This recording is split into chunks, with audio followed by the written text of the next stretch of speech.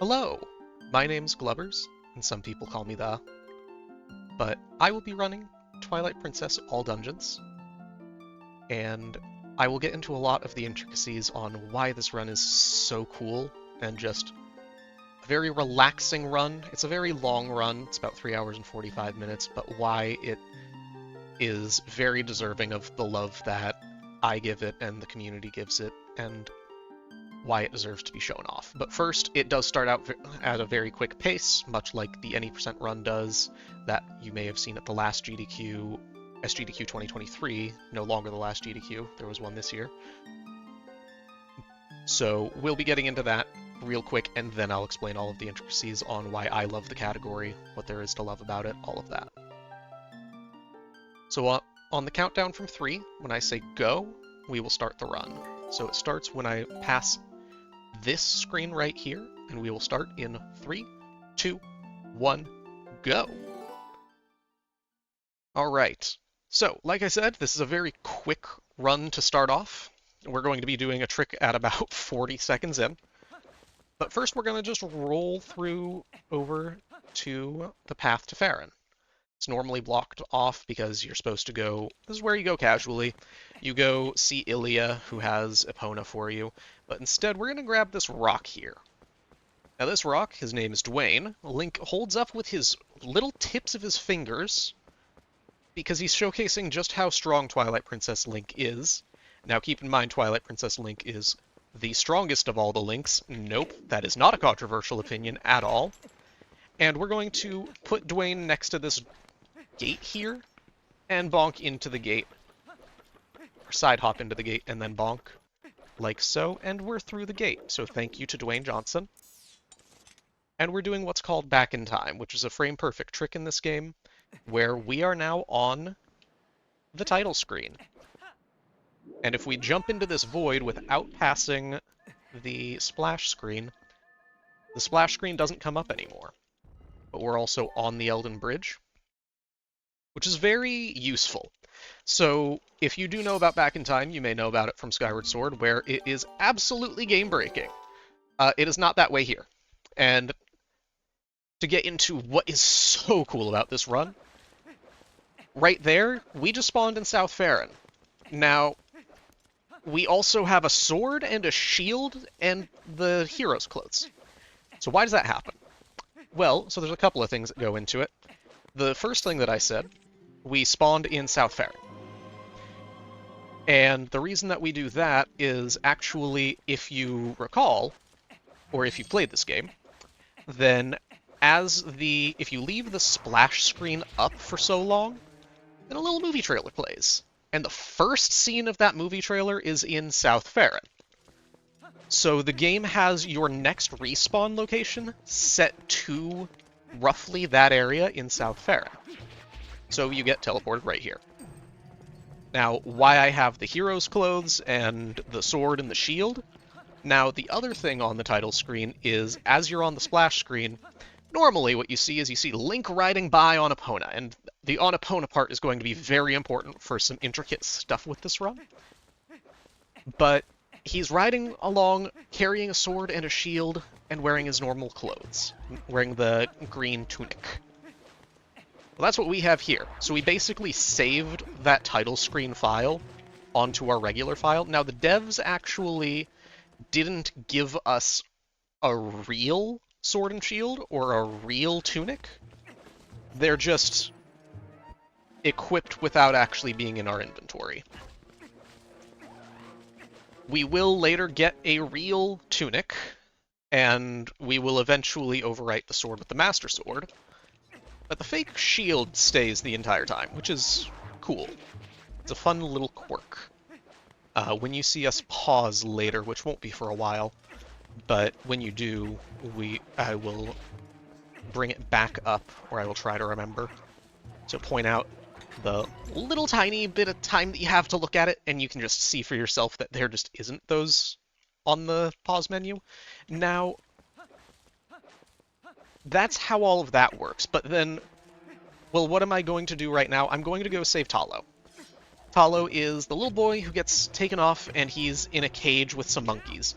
And we didn't do any state acceleration or anything like that, but, well, so we did, and I'll get onto that a little bit, but not of Farron.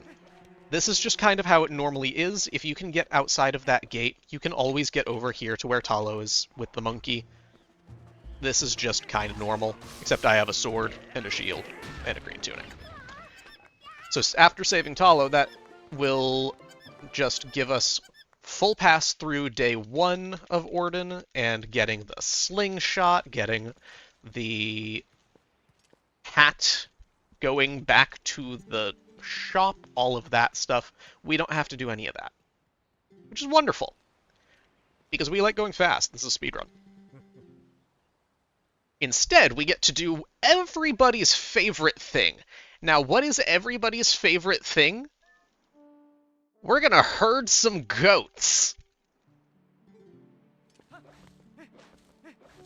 But first, we're gonna pet this goat. That's a good goat. That goat's gonna give me bad RNG, probably. So we're gonna herd 20 goats, and ideally this is done in under 20 seconds. So, if you know math, that's under a goat a second. I'm stall. So, oh yeah, I haven't talked about languages or anything about this game. I kind of just started the run, didn't I? We're almost to the point where I can talk about stuff. Okay, so that was a 21. That's still perfectly valid. That's a very fine time. So, we have one more thing to get through before I can talk about just the run. And I know it's been about 7 minutes, or it's been 6 now, but it will be nearly 8 when I'm able to talk about the run, unfortunately. From a broader sense, other than what's actively going on. So this is that state manipulation stuff that I touched on a little bit ago. So because of that Epona thing that I mentioned earlier, where we were riding with Epona, well, the flag that lets Bo be wrestled to give us the Iron Boots is the same one as when you get Epona tamed. We colloquially call it the Epona tamed flag because that is quite literally the flag that's being set. The one that says, yes, you can call Epona. So we're going to use that, and we're going to get the Iron Boots. Now, you may have noticed, and so this is rock, paper, scissors. So I'm going to play rock, paper, scissors in round 1, biased a little bit towards me. And in round 2, I'm going to play rock, paper, scissors, biased a bit towards Bo. Hopefully it's not too horrible. You do have to mash at a relatively fast rate to knock him off in one cycle like that. It was very nice that I got that. But now in phase 2, the RNG is no longer in my favor. So Bo will likely slap me here. And slap me. Oh no, he gave us the second best RNG. So I still pushed him off in time. It's a very solid start. So, now on to actually talking about the run. All we're going to do here is we're going to get the Iron Boots, and then because I had saved Epona, or not saved Epona, saved Talo, and did the goats, the next thing that you do after the second bout of goats, that was normally the second bout, you can go and enter the first segment as Wolf Link. So we're going to go do that. We're going to do a little bit of casual play while I do Sewers 1 and talk about my favorite speedrun. So this is Twilight Princess All Dungeons, as I've mentioned. And what's phenomenal about this run is that it's just such a relaxing run. I love this run so much. It's a very nice thing to be able to, come home after work, be able to unwind, just relax with, just good game. Go live if I'm feeling it or am able to, which I unfortunately haven't been much as of late, but being able to just spend that time with with your friends, with the community around you, the community around this game, it's such a wonderful thing. The Twilight Princess community is a phenomenal community of just such kind people, such kind-hearted, wonderful people. It's just, I can't say anything more than just wow at how positive of an influence I've gotten from these people. And to me, that's a lot of the reason that I do like Twilight Princess overall as a speedrun. It's one of my favorite games of all time, but the community is just so kind, so wholesome, and so inviting that it's hard to not love it. Now, the run itself, of course, that's the community. The run itself is very relaxing, like I said. It's a lot of this where you're seeing me doing some not trivial gameplay, but nothing super overly exciting. It has a lot of exciting moments too, but because of the length, a large part of it is just how fun it is and relaxing it is to just see you go along progressing through this game in a, at times, very linear manner. The only dungeon actually out of order in terms of completion order in all dungeons is Snowpeak Ruins. So that is to say it's not something where everything looks so casual. There's going to be a lot different from your casual playthrough in this run, and a lot different from what you would have seen in the Any% run by Alberto last SGDQ, and very different from the run that Sky Blue Aether did in 2019.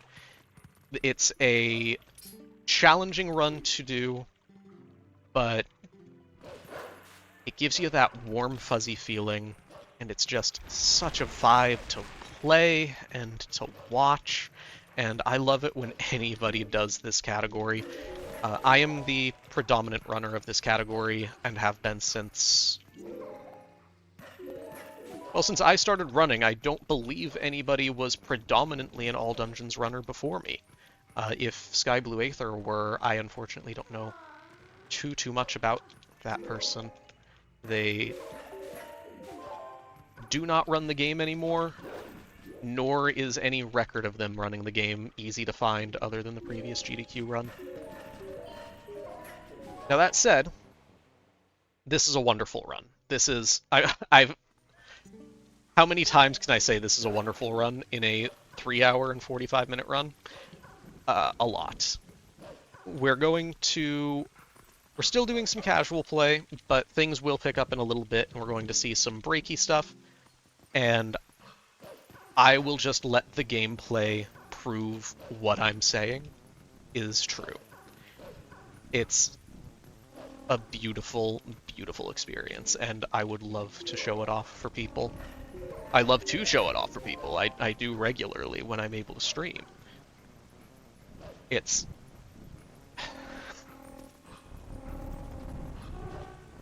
just so cool. Now, we're going to enter Zelda's chamber here, and this is us going back to Orden. So, in terms of casual gameplay, you got turned into a wolf. You met Midna.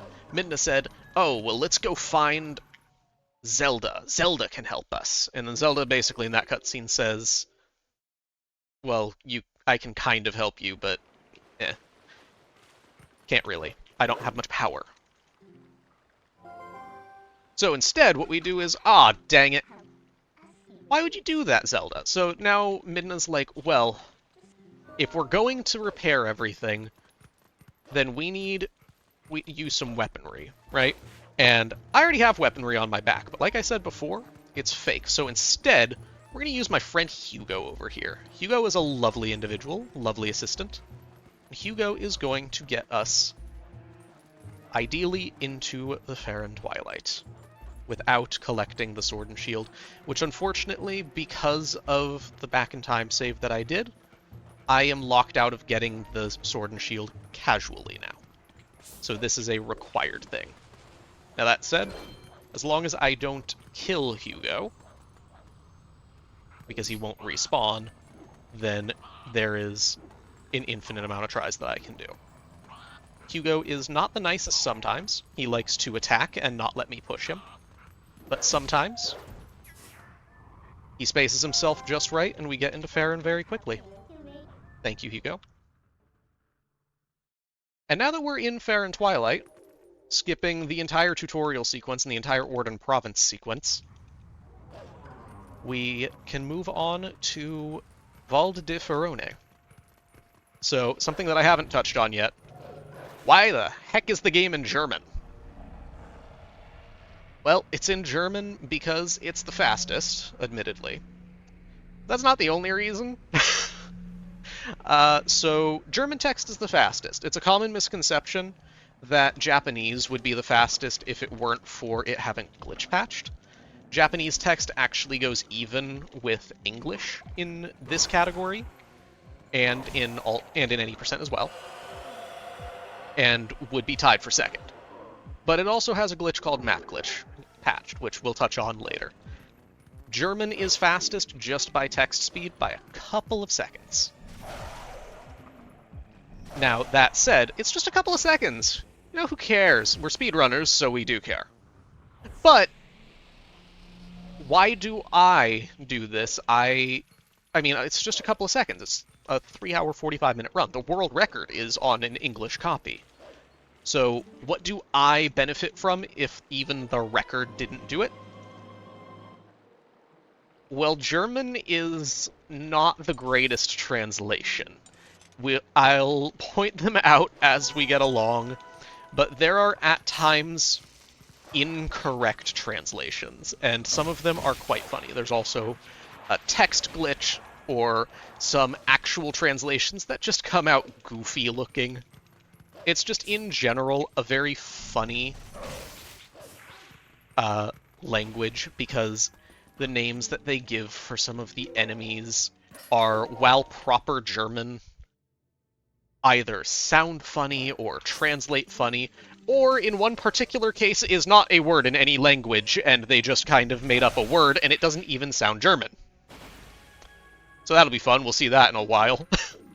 And I will absolutely mention it because I find it hilarious. Now, we're doing the Farron Twilight. If you watched last year's GDQ run by Alberto, he didn't do that. So why do I have to? There's a lot of reasons that I have to. The biggest one is simply that I am going to do a trick called Back in Time Equipped, and it is fast for me to complete the Twilight in this way. Now, that said, there is also some state shenanigans involving getting into Temple of Time for why I have to complete the Farron Twilight, but it also just speeds up my early game, because I have to do quite a few things in this run. Now, one of those we'll be getting to shortly, and I'll talk about that when it comes up, and it's a large reason why this is so different from what would have been shown off last year and what would have been shown off during Sky Blue Aether's run in 2019. Now, you may be seeing me take a weird path. I'm collecting some of these tiers, but not all of them, and why is that? Well, I'm going to be coming back this way during the Twilight sequence, and so I'm basically leaving myself a path of a straight line that I have to take to get back up this way to go to the Force Temple later, for which I can just collect the tiers then. It's faster for me to not wait, because unlike the HD version of this game, I can't collect tiers immediately. Now, these bugs I'm actually going to ignore because of that burrowing cutscene. When I come back later, they will not be burrowed, so it's faster for me to just do it in this order. Now we're coming over here to do Early Master Sword, which is, you guessed it, the trick that gets me the Master Sword early. You jump out of bounds like that, you go through some foliage, and you jump down here, and we're at the Sacred Grove.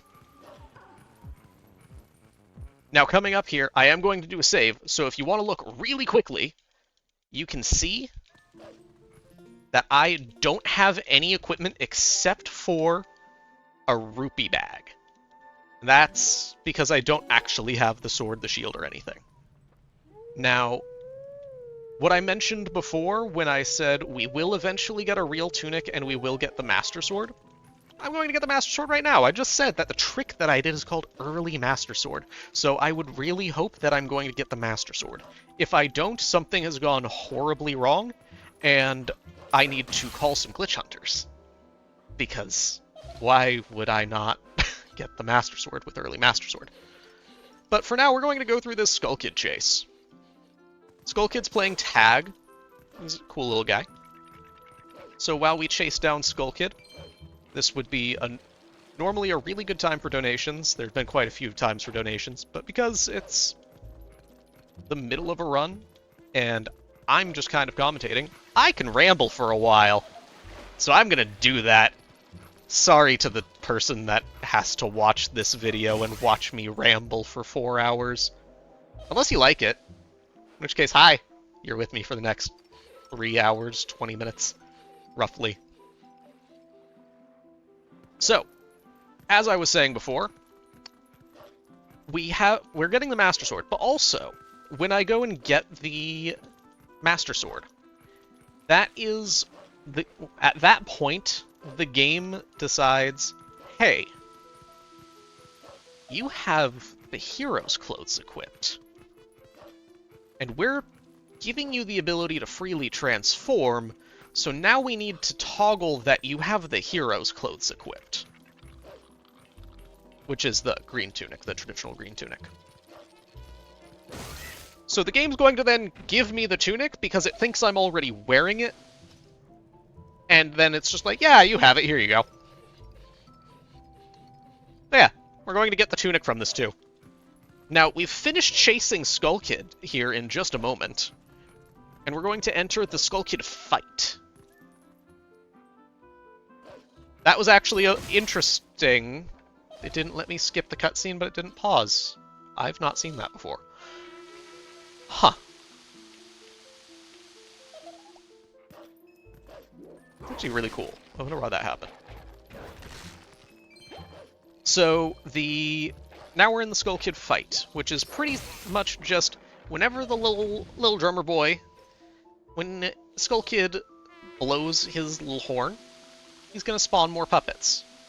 If I destroy even just one of them, which is ideally what I do, because every time that I do an attack, there is a frame of built-in lag for an oomph. That's one of the really cool things about this run. So every time that you do a heavy hit, as it were, you get a little bit of an oomph, where the game pauses like an action frame and goes, yeah, you got that. And it helps feel out the weight of your attacks, right? If I just slash a keys, nothing's going to happen. All I did was, smack this little bat. What's weighty about that? But smacking these puppets with your tail, I guess has a lot of weight. So if we beat just the one, then he'll respawn the puppets, and we can attack the puppets. Or we can attack Skull Kid. And we just do that 3 times. And then we come up to the Master Sword puzzle, where this puzzle is entirely solved. I could drink water if I needed to, and not look at the run at all, and I would just be able to do the puzzle. It's not that hard. It's got 2 solutions that are equal speed. They're mirrored of one another. And the one that we commonly use is Ladurdlu. And I'm not joking, that is just what it is. Left, down, up, right, L, D, U, R, like that. It's the pattern that you have to go through, kind of spells out Ladurdlu. And I'm the only one that likes to pronounce it. So yeah. But now we have the Master Sword, and Link's gonna teleport, transform, other word with a T, psychokinesis. Gonna turn back into human Link, because the Master Sword has freed him of his curse. Because you remember when we beat the Lakebed Temple and Zant cursed us, And that's why we were Wolf Link in the human world. Well, we just undid that curse. That hasn't happened yet. And now Midna's able to be here because she was infused by the light spirit. From what also hadn't happened yet. But it did, because I'm here now. Yeah, this game's timeline's interesting. So, now that I have the Master Sword, what do we do next? Oh, well, I'm glad you asked, dear me, 5 seconds ago. We're going to now go to... Well, the splits say the Elden Vessel split. That can't be right. I haven't finished Fair and Twilight. Why would I be going to get the Elden Vessel? Well, so I should finish the Fair and Twilight so that I can get to the Elden Vessel. Right? Surely. But then I have to do, like, the Forest Temple and stuff. So... what are we going to do? What are we going to do about that? Oh, that's right. That's right. You guys will see in a little bit. For now, we're just going to do the Twilight. But we're going to do a thing called Bite, Back in Time Equipped. Don't you remember that thing that I mentioned offhandedly for 5 seconds about 15 minutes ago? Maybe 20 minutes ago now? Yeah, we're going to do that. The thing that is very complicated to explain, and you totally know exactly what it means when I say bite. Yeah, okay. So, I mean, pretty much all we're going to do, I know that you guys understand what we're going to do, but just in case somebody maybe doesn't know, right? Well, I'm going to take a file that is saved to a specific room ID and map ID, and I'm going to associate that with the King Bulblin 1 fight, which is triggered during the back in time sequence, so that when I start a file with the correct associations, I load straight into that fight, and by completing that fight, I end up in Kakariko. Yeah, it's some basic stuff. You all have seen, I mean, you'll learn your shapes, you'll learn your whatever that even is. It's just pattern recognition at the end of the day. I have a thing that matches the room ID, and the state is correct. So I'm in the King Bulblin 1 cutscene, right? That's how that works. It's just like when you would be a kid and you have that toy that matches the shapes of the blocks. That's how all of that works. You know, like I said, basic stuff. So, yeah. But for now, I'm still beating the Fair and Twilight, and that'll get me to Kakariko, though. So, yeah, that's... When I get to Kakariko, then I can grab the Elden Vessel, right? Because then I can start the Elden Twilight. So yeah, we'll just do that. Okay. Thank you for the reminder, me. Well, so first things first here. I still have to do the Forest Temple. This is all dungeons, after all, and of course I have to for other reasons. But, so we're gonna open up that door, and Link is turning into the letter E here. It's a little acrobat. Look at him. Look at him go. Let's see if he continues to be an acrobat, because I want to frame perfectly backflip here. He is, and I get to save warp. Good job, Link. Oh, we love this little guy. And when I say little guy, he is a little guy. Link in this game is really short. And we stand short kings. We love short kings. But Ganondorf is 7'4", 7'8". Oh, and I just got D-padded. Unfortunately, that's something that just happens sometimes. The GameCube has a not great D-pad. So, we're doing Back in Time again. And we got it the second time, luckily. Unfortunately, it is frame perfect, so when I miss the frame, the backup is just do it again. But now that Link's screaming here and I start this file with the correct associations, yeah, it should start the King Bulblin 1 cutscene. That makes sense for anyone. If you want to know more about this, there's a technical definition for why it works that goes into more detail. But we're in the King Bulblin 1 fight. Now this fight is RNG. That's not bad. There's RNG in where he decides to turn, but if I control Link and Epona well enough, then I end up with something like that. That was the second best RNG that I could possibly get. The only better RNG there would be him not turning at all. When he doesn't apparently turn, he's really just turning in the direction that Link is and Link stopping him. And now I'm just gonna turn around because, you know, every time I get a little bit lonelier. And so I want a little buddy. So I went out to give him a little pat on the back, and he fell. Unfortunately. Now I don't have a buddy anymore, so now we're going to be in Kakariko. Which, yeah. But Epona's here, and nothing looks quite right, and I can't actually get the Farron vessel there because there's no Shadow Beasts.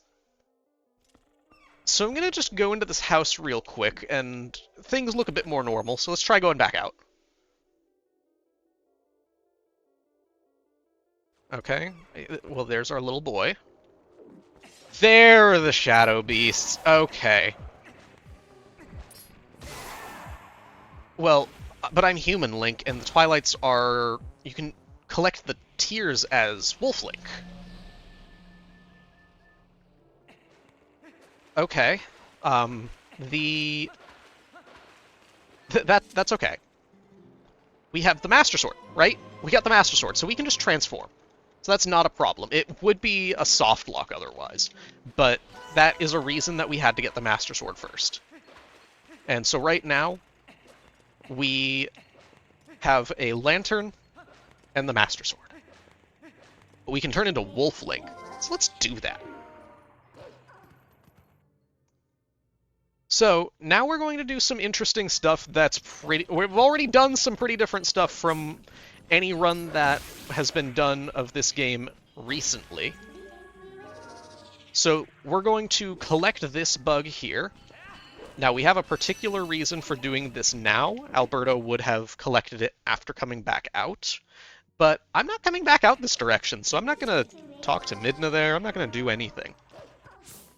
I mean, there's another exit, right? We could all clearly see it. It's like right over here, see? But let's collect these tears first. Oh, Human Link can collect the tears. But that's a Wolf Link thing. Okay, so, but there has to be a third exit, right? Oh, maybe not. Okay. But there's this little statue. There's like this little hole. Okay, there we go. You see? We can clip into that little statue.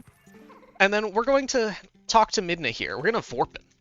And she's going to tell me that somebody's watching. Okay, well, let's try Vorpin again. Okay, that time it worked. That time it worked. So what we did there, I'll touch on it more in a couple of hours. But basically, I just manipulated a state that's relevant in about 2 hours. Well, for now, let's just go finish the Twilight. We're going to go in here. Elden Twilight is such a relaxing, such a fun and relaxing segment. It's really just one of the most vibe-worthy segments for both a runner and a viewer. It's got interesting-looking movement. You do a lot of parkour as a wolf. And that's both visually appealing and just satisfying to do. But it doesn't have anything... It has one thing that's considered a medium difficulty trick. Maybe medium-high difficulty trick for how I'm going to do it.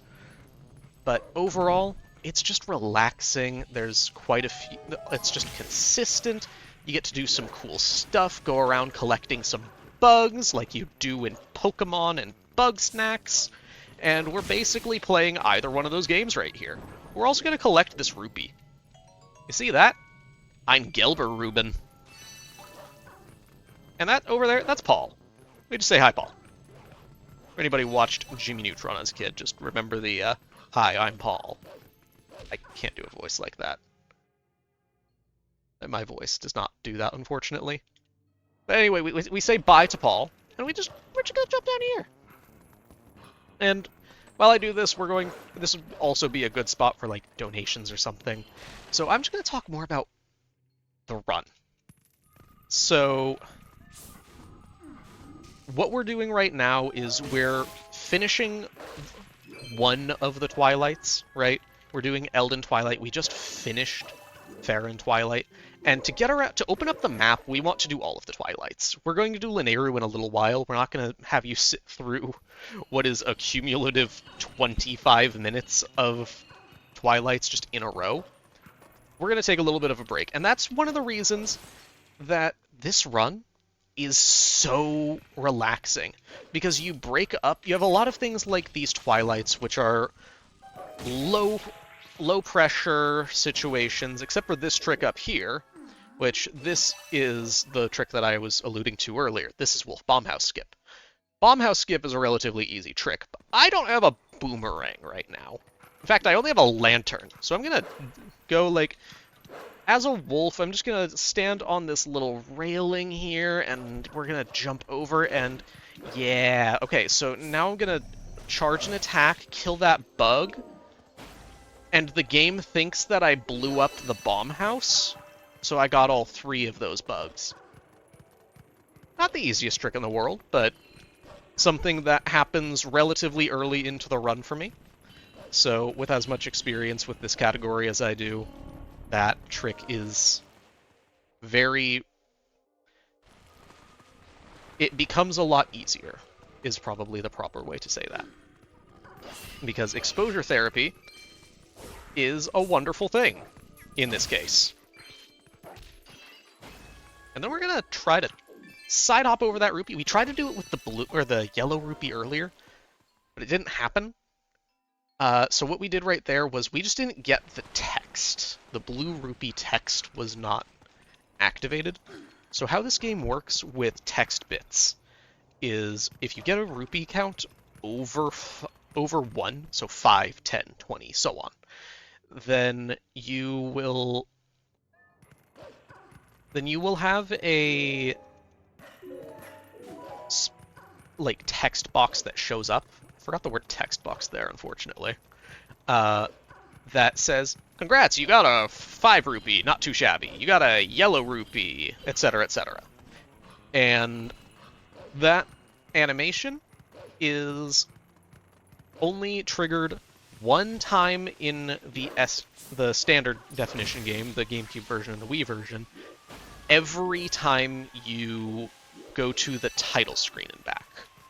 In the HD version, it's once per file, the very first time ever. And we do abuse that. In any percent, it's used to do a thing called rupee roll. In low percent, it's used for what's called a pickup slide. We don't really use it in all dungeons, though. But so for us, we're just kind of like, let's skip as many of these as we can, please. But it's not too bad of a thing if we don't get it. So, yeah. Well, we're almost done with the Twilight here. Now, I haven't really I've alluded to it a lot, but I haven't talked much about my own experience with this game. So like I said at the very beginning, I've been running this game for 3 years. And about 2.5 of those years, I've been mainly running all dungeons. I have nearly 3,000 attempts in this long category. It is such a fun thing. Like I mentioned before starting the run, it's just relaxing to me to be able to perform this. And I love showing it off for people, and that's why I do it as much as I do. I just love being able to show everything off for everyone. But now, remember how I said before that we are coming back to the Forest Temple? And I said that the dungeons are roughly in order, Snowpeak being the only exception. Well, it's time for Fair and Twilight. That's the other thing that gets abbreviated to FT. It's time for Forest Temple. But first, we're gonna look at this little doggo here. Look at the little doggo. He's got like a red eye. He's golden. He's a pupper. Oh, he jumped on us. Aw. And okay, well now where am I? Puppy! Oh, skeleton! I think that's Luigi. If I remember the lore right. That is Luigi from Mario. That's why I'm wearing the Mario Hawaiian shirt, because Luigi's in this game. And Luigi is known for his, piranha plants. So it all goes full circle. My shirt is because of Luigi here, teaching us the ending blow.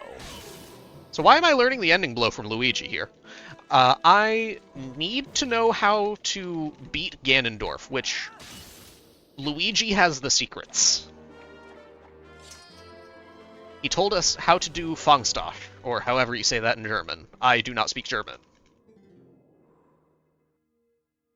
And unfortunately, the game does actually check if I have ending blow, but only at Ganon!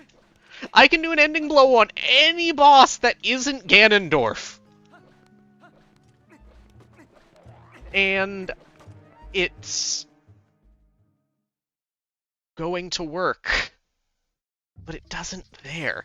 Alright, so this is a relatively dark sequence. I'm going to do another back in time. Okay.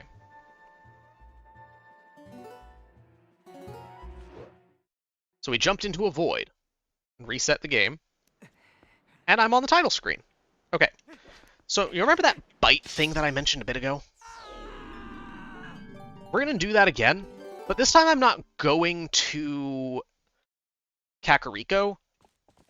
I'm going to just enter the...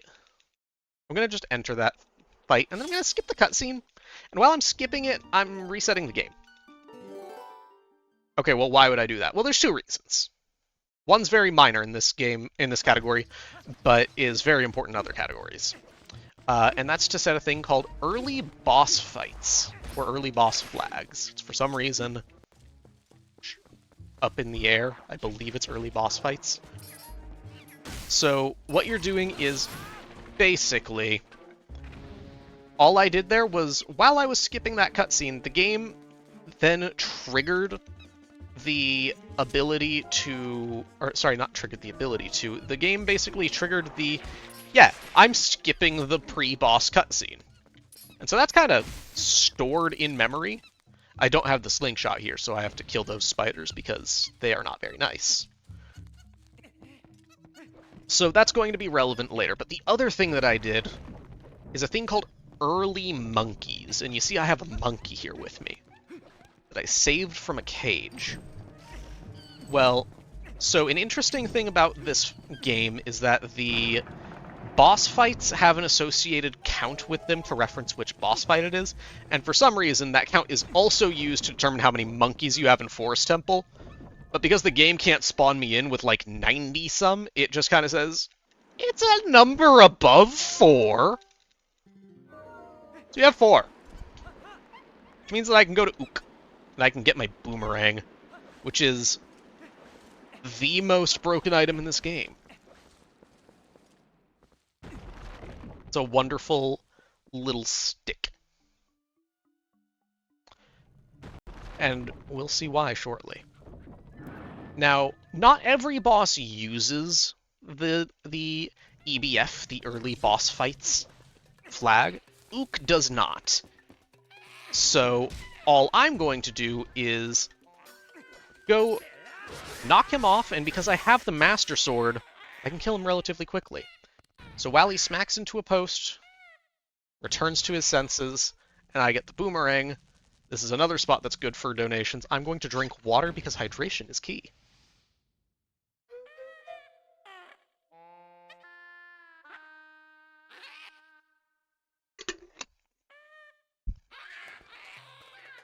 And everybody else should be drinking water if you're watching this, because it's been 43 minutes, and if you haven't had water, please drink water.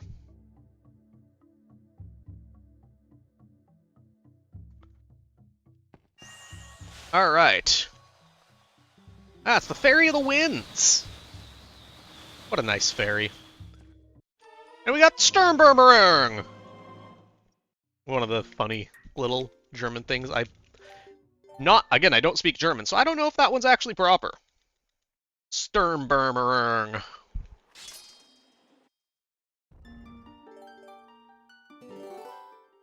And so we're going to save warp to leave that, because it's faster if we just go back to the beginning of the dungeon here. But I do want my Sturmburmerang equipped.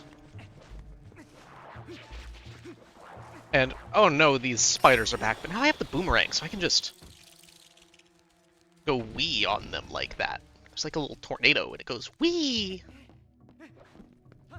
And maybe I can go wee. This is on GameCube, so if I go Wii, I should really go GameCube. It's not the Wii version. So maybe we'll do that. Well, we'll see that in a little bit. We don't really use them here. We're going to have our first instance of what's called a boomerang long jump attack in a little bit. But it's going to be a very minor use.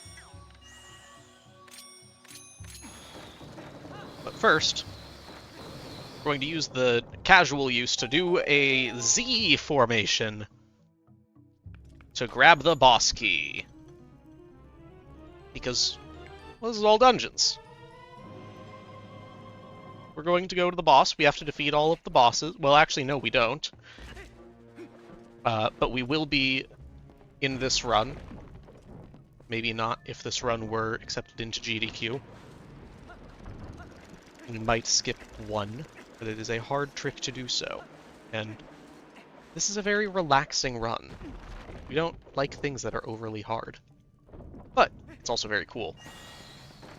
So, here's the first instance of a boomerang long jump attack. And this one is a very minor use. So if I throw the boomerang over there and jump, you see how Link gets a lot of speed? Yeah, that's a pretty bad example of it, but you get, like, you get to go Wii, or you go GameCube.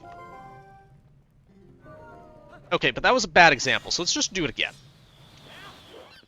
See that? GameCube. Then we're going to jump all the way up here. We're going to target up there. And yeah, we were able to just skip the entire sequence of that room and just go onto a tree and enter the boss. So what a long jump attack is, in general, is if an enemy is sufficiently far away on a higher ground or over a void, and in this case a target, or not enemy, but a targeted item, including the boomerang or an enemy, is fulfilling those requirements, then Link will jump at them with higher speed. And because we can just kind of do it with the boomerang on GameCube, it's very useful. And we'll see that in a little bit. But now, I have some bombs ticking near me. And this is Diababa. So we're actually doing a boss fight right now. So what am I doing here? Well, hi.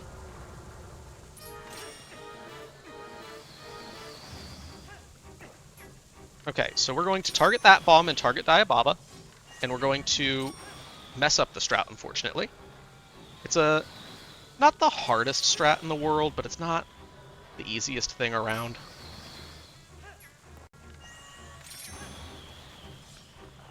So, we were ideally going to use that second bomb to attack Diababa a second time here.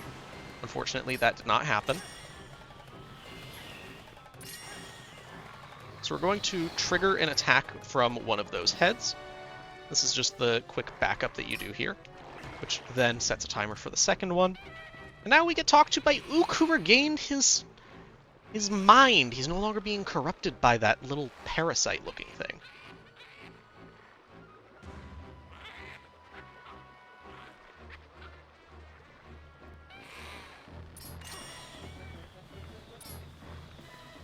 Okay, so we're going to do the same thing that we just did with that first one, just because we messed up the strat a little bit. It's not that bad, though. Unfortunately, it's a very cool strat to get, so I'm not going to get to see the cool little strat, but that's okay. It's the art of Twilight Princess. A very relaxing and cool run. It's wonderful. Okay. So now we beat the Forest Temple, right? And so how do we actually define a dungeon, right? We're going to be doing all of them, but what does that mean? I said earlier that we don't have to beat all of the bosses, but in this run I will. It's a lot easier and more relaxing to do that. And the entire point of this run is vibes. So we're going to do just that. We're going to vibe. Okay. Well, then what is the definition? How the community defines beating a dungeon is when you talk to Midna in the blue warp here, not the actual blue warp, because not every dungeon has one of those. Every dungeon, except for Hyrule Castle, because that's the end of the game, has what's coming up here, which is this fade to white and this save prompt. If you reach this end of dungeon save prompt, the community has decided that that means that you have beaten the dungeon. Which is why we can skip Stallard in this run. If you beat Arbiter's Grounds by beating Stallard, or just by skipping him, you get to see that prompt regardless. But we'll touch on that a lot more when we get to Arbiter's Grounds. So, remember how I mentioned that we have the opponent tamed flag? And it was relevant because, you know, Bo was...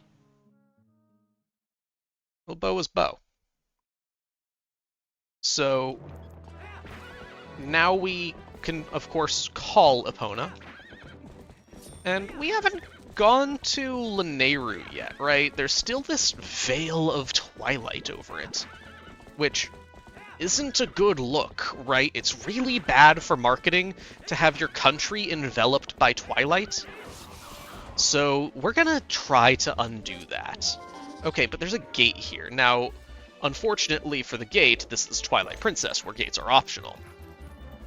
And it looks like it would like to argue, so we're gonna have to show it who's boss. Gate, this is Twilight Princess. Thank you. A lot of gates in Twilight Princess are optional, and we'll see that a few more times. We don't... Gates are suggestions. Doors are absolutely a requirement, but gates are suggestions. There's a difference between a door and a gate. And what that is, who knows?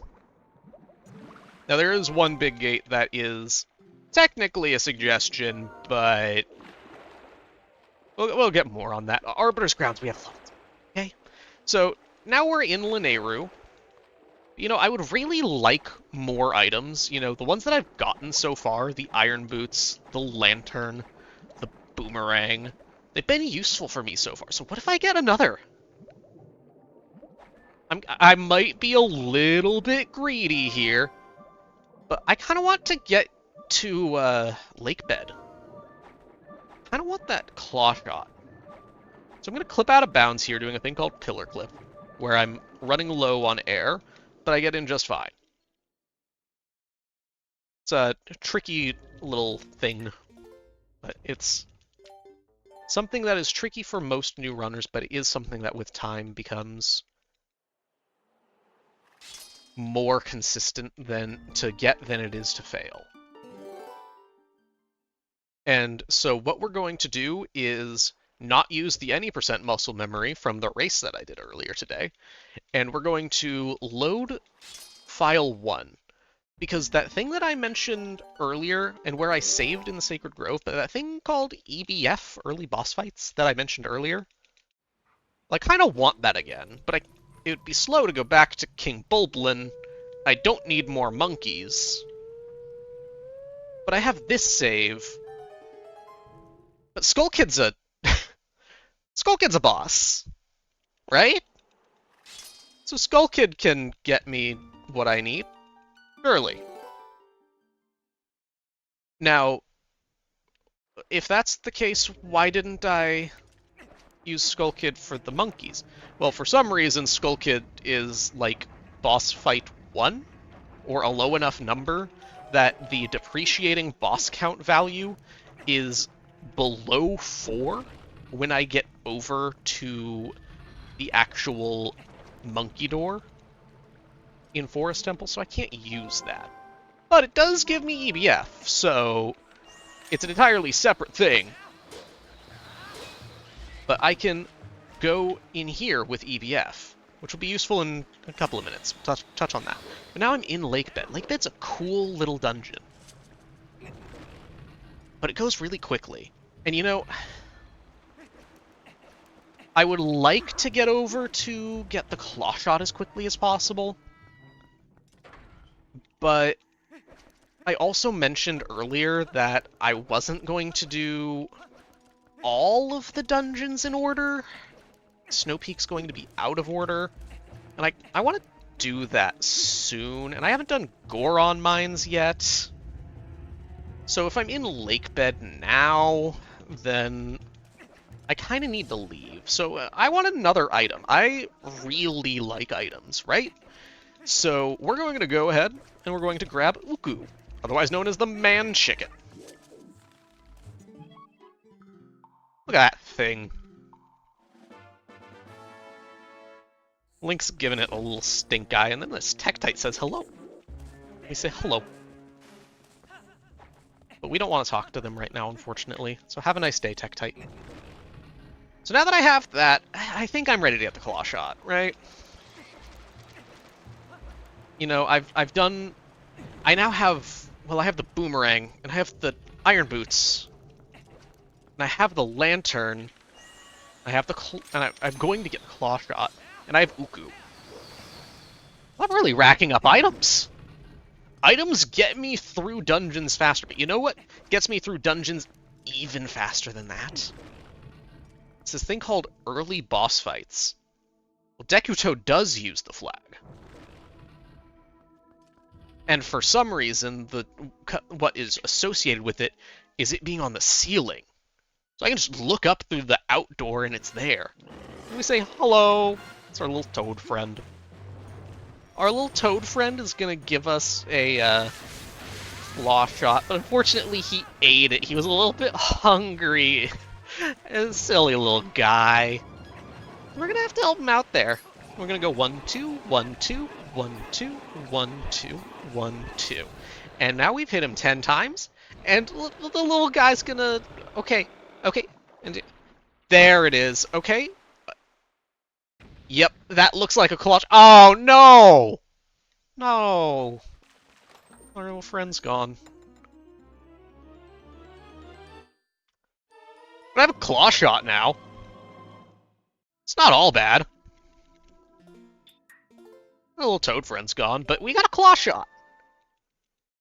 You know what they say? An eye for an eye leaves everyone blind. And that statement has no bearing here. So instead, how about a claw shot for an Uku leaves everybody out of Lake Bed, because I don't want to be here anymore. Because now I'm embarrassed by making that analog that didn't make sense. So Uku, just get me out of here, and we'll segue to a different topic when it fades out.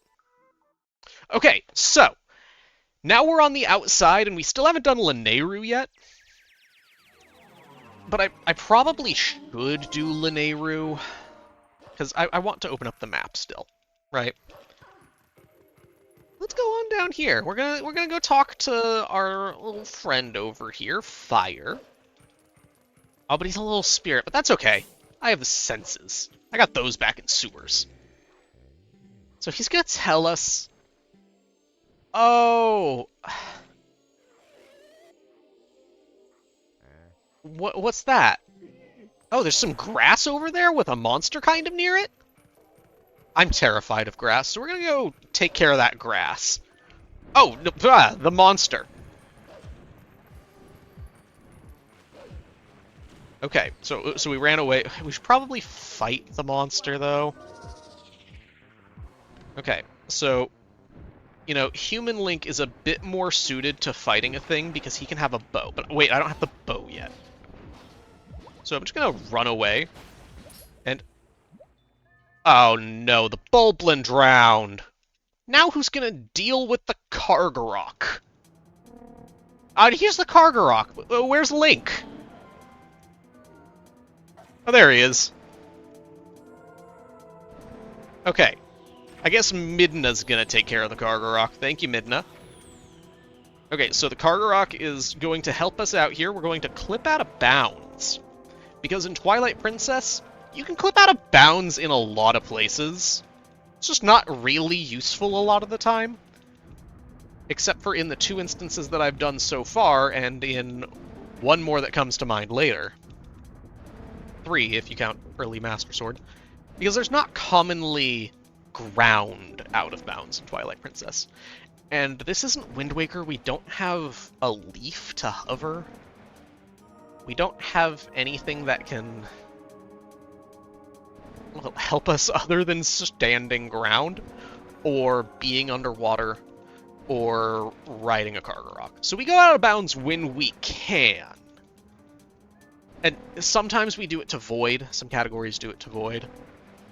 But in general, like I did in Forest Temple, we saw that earlier. But in general, we don't go out of bounds without much...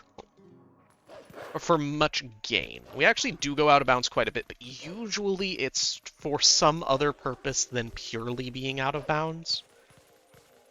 Where there, we literally went out of bounds because it's faster to be out of bounds. Saves like 8 seconds. It's pretty cool. Gets my seal of approval. Now we're at the top here. Everything's frozen. Because I guess Twilight freezes water.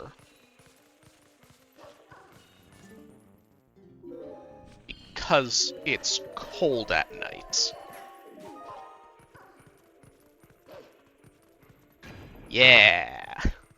That makes sense. I think. Anyway, we're just gonna climb this frozen waterfall. Which might be an actual thing. I don't actually know. I feel like freezing running water would be hard to do. But also, water is very complicated. Water is extremely complicated. Like, if you want to talk about fluid dynamics, it's tough. When something is flowing, math gets weird. Very, very weird. Oh, we haven't touched on one of the most important things. So, if anybody's watched this run before, or not this run, but watched a Twilight Princess run before, this is definitely the first time that this would be on GDQ. Any other time that you have a run going on, a Twilight Princess run, we need what is called the map warping flag. We need to be able to warp with the map, which means instead of talking to Midna and warping off of Midna, we just kind of hit D-pad right to open up the map screen, and we can warp that way. Those two things are very different. Now first, we're going to see if I can side hop. I can. I'm a gamer. That requires no explanation. Anyways, so if you have map warping, normally that is the only way that you can warp that cannon that I went over and said I did state manipulation at. But in the case of all dungeons, there is state manipulation that you can do to get the same results faster, which is wonderful for our purposes, because we don't have to go to the gorge at all. We don't have to go deal with Rupee Roll, or Gorge Void, or that Messenger fight, or hitting the A button here correctly. That one we do have to deal with. We can just not go there. And that has a lot of routing implications that make this route so unique. So unique. The main one is, well, how do I get to City in the Sky? Well, that state manipulation that I did before requires me to have beaten Temple of Time, which, to get to Temple of Time, I have to have beaten Snowpeak Ruins. So now I need to beat Snowpeak Ruins. But 80% doesn't beat Snowpeak Ruins, it just gets the ball and chain and leaves. And then you add a dungeon on top of that. So it's not as fast for most categories to do. Because it's a whole dungeon. There's actually 2 of the 4 dungeons that any percent doesn't complete are now required to be completed just to do a certain level of state manipulation. So for any percent, that's useless. That's only useful if we can find an entire other way to do the run, which isn't going to happen very readily. It would be a very huge finding to figure something like that out. But in all dungeons, I already have to beat all of the dungeons. All I'm saying is that I need to beat Temple of Time before City in the Sky. Which, that's fine with me, right? Why would I? It's normally done that way. That's the casual way to do it. So it can't be all that slow. But for now, we're going to do Linear Twilight. And that's why I'm explaining this sort of thing now, because Linear Twilight is by far the most boring thing in the run. This is the time where I could say, if you want 10 minutes of donations, you can have it. Probably don't want 10 minutes of donations. So you don't have to take 10 whole minutes. But, wow, there is a lot of downtime in this. This is a lot of just moving around, collecting the bugs, and trying to not fall asleep, because unlike Elden and Barren Twilights, there isn't really much fun movement to the bugs. A lot of the bugs are just annoying to deal with. There are, of course, exceptions. Like that bug that I just collected, it has weird flight patterns that are RNG. These bugs are notorious for their RNG. And that wasn't that bad. So I just have to deal with things that are random. And other than that, I'm just moving around Hyrule, killing some bugs in not the most interesting way. And we get what is colloquially called Glover's luck with the rupees there.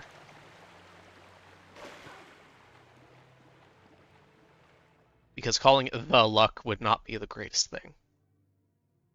I'm known for getting very good luck with rupees, and getting normally very bad luck on bow. We didn't get bad luck on bow this time, which was nice. But I'm normally someone that doesn't worry about his rupee count very much. The number of times that I've had to worry about my rupees, I can probably count on a single hand. So normally, just getting 1 rupee there is good RNG, and I got 2. And that's not uncommon at all. Anyway, not talking about me being lucky. Because I wish I were lucky in other ways. Like, this is very neat, but I would much prefer to be able to go and, like, buy a lottery ticket and have this kind of luck, but, you know. Again, talking about a lot of random stuff. Because Linear Twilight is boring. We're going to walk down a path. This is going to take about 2 minutes. This is a part where I absolutely would put donations in. Because I'm just walking. Nothing interesting is even happening. There's not even cool music. we're just walking. But filling dead air is exactly what I'm supposed to do. So, in that dead air, let's talk more about the fluid dynamics. The jury's still out on that. I'm not going to have the ability to look it up for a little bit, but the ambient temperature to freeze something has to raise when that thing is in motion, because motion implies heat. And I actually will have a second here to look this up.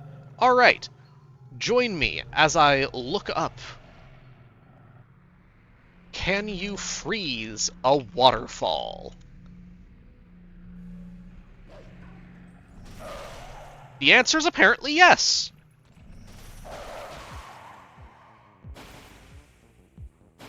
A waterfall will only freeze over after the water source feeding it freezes first. Oh. Interesting. I wonder how the actual moving water freezes.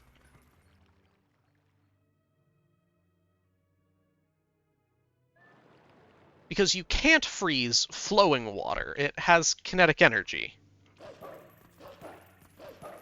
So now I'm interested in this. Anyways, so we did a Shadow Beast fight, and now I'm doing a bunch of jumping as Wolf-Link back to the run.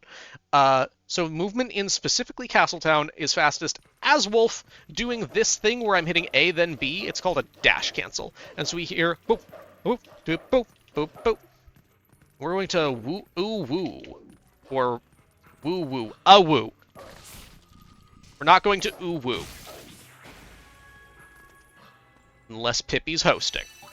Then we might ooh-woo.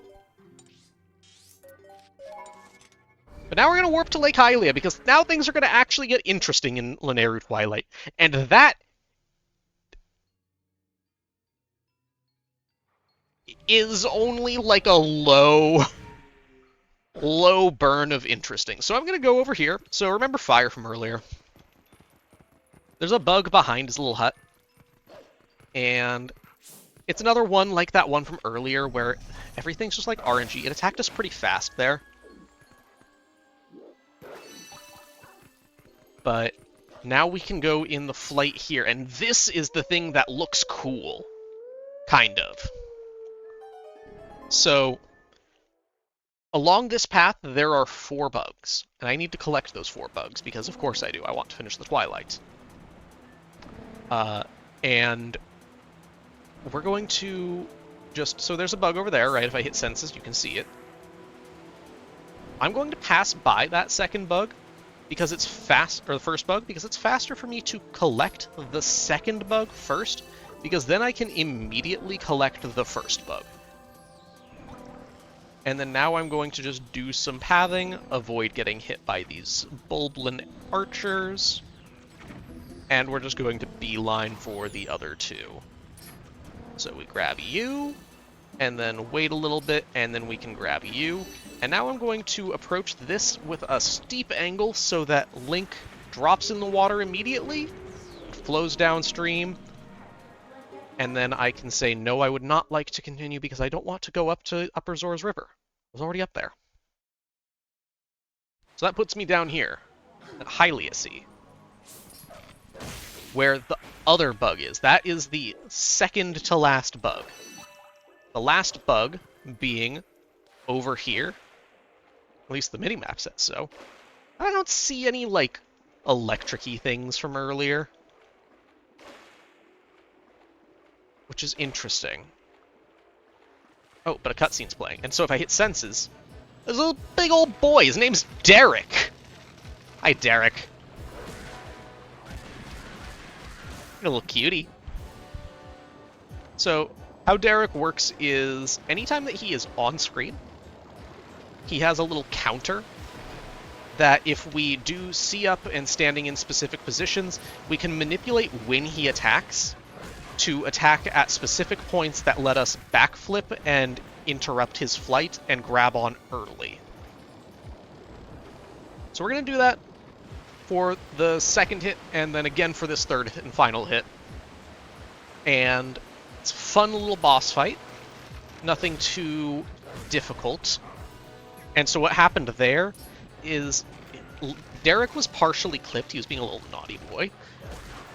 So Link got tossed off. That happens on occasion. It's not the easiest thing to control, but if I just stand in like that corner there while I target all of his tendrils, I smack into his body and he just dies. Which, you know, if a wolf came at me at high speed, smacked into my gut, and hit me like that, I would probably have a similar reaction, so yeah. Alright, now back on the topic of frozen stuff.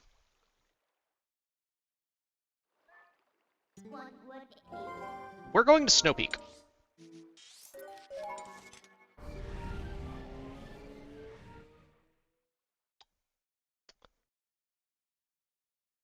So if it gets cold enough... Okay, so according to the BBC Science Focus magazine, falling water freezes because what it says is, normally, the molecules in the waterfall move under the influence of both the flow and thermal agitation. But if it gets cold enough, the heat effect becomes so low that not even the waterfall's motion can stop ice forming, gradually at first, but then even more so rapidly. So that's actually pretty cool. I didn't know that. We're learning about waterfalls while I play a video game. So now I'm going to do something that is very hard. This is a very casual way to approach this. So if I fail this trick and I don't have a safety save, then my run is just dead, which is a lot more standard for normal PB attempts. But this being a marathon, we are going to have a safety save. So I'm going to approach the cutscene trigger here. And that looks good. And then I'm going to press A and then B double frame perfectly, which I got first try there. Interrupt it with the cutscene like that. And now I have what is called map glitch. So I touched on that earlier. The Japanese version doesn't have map glitch. Basically, if I interrupt a warp with some cutscene in a run that has map warping, that cutscene is just talking to Midna. But in this category, we don't have that. So we have to do a thing called universal map delay, which is n times frame perfect, where n is the number of successive A and B presses that the runner has to do, and I somehow got turned around there. So in a lot of senses, it's a task trick. But if we align ourselves with a good position and get that double frame perfect timing, then we only need those two. We can't trigger it with one, because then we're not delaying any maps for some reason. Basically, that the first one is in a already actionable frame. You need to then press it on a second frame to maintain that actionability. And now we're going to ah-woo. We're going to woo, woo, woo, woo, woo, woo, woo. And that's basically all the wooing that we get this run. I'm not even going to howl here, unfortunately. So to compensate, feel free to woo in any donations to compensate while I go up Schneeberge here. Yet another one of those old German goofs. Schneeberge.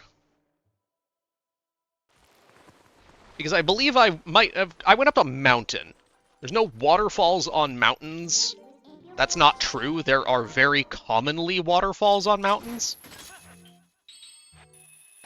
But, you know, we're gonna roll with it. Waterfalls and mountains don't mix. It's like putting Gatorade on your Eggo waffle. It's just... No, it doesn't happen. Why would you even think about that?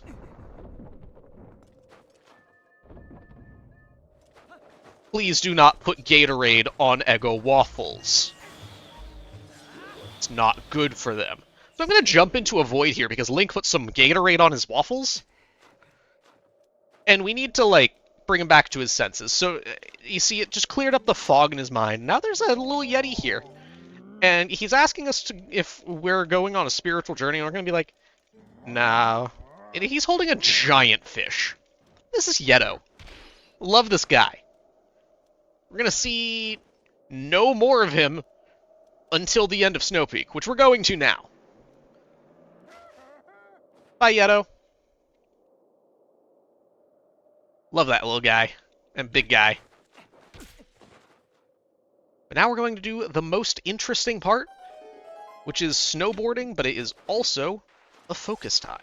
It takes about 30 to 40 seconds to get down the mountain, and it is a great spot for donations while you watch me do this blind snowboarding, where I'm basically looking at the side cues of just general shapes in the distance forming to guide me down the mountain. And I'm going to be spinning midair. And what I'm doing there is that Link's in the air speed is a constant. It's fixed. Where along the ground, it depends on the surface that I'm over. And, you know, if Link is gaining speed or voiding into the pit and having to redo the snowboarding because I'm blind during this, I can't see because of a snowstorm.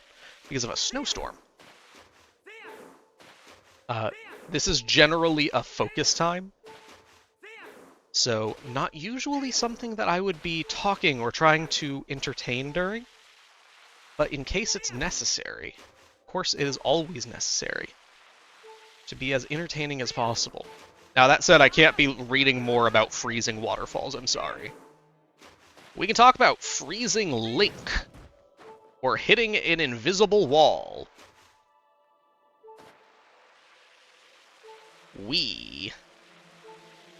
Okay, so if I grind against the wall here, there's a little mountain in the distance that Link is roughly lined up with if you look at the center of the screen. So that's what's roughly telling me that I'm in line with that jump there. Then that mountain in the distance telling me to be lined up with that one there. This one's free. But you can't really miss that unless you just jump off into the void. And then we line ourselves up roughly with the sun. Turn around this. Don't turn too far. And now we've done snowboarding without really being able to see much. Reward ourselves. There's 2 hearts. And now we're in Snowpeak.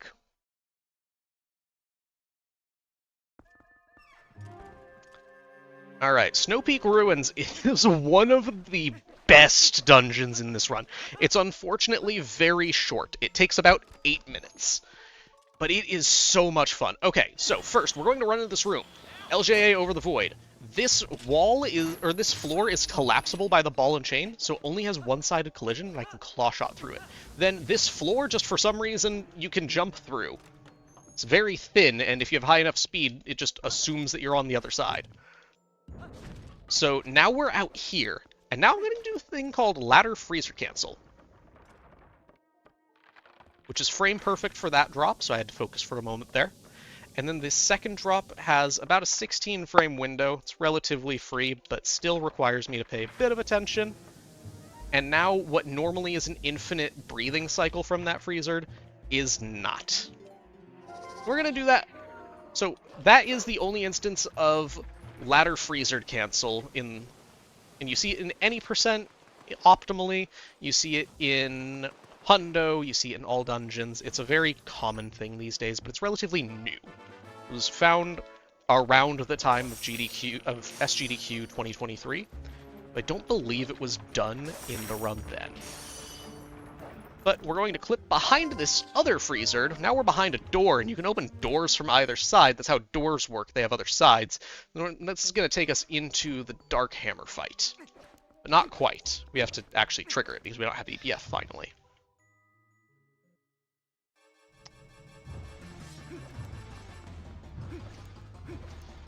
And so how our friend Darkhammer here works is that he doesn't like it when we spin around him in a full circle.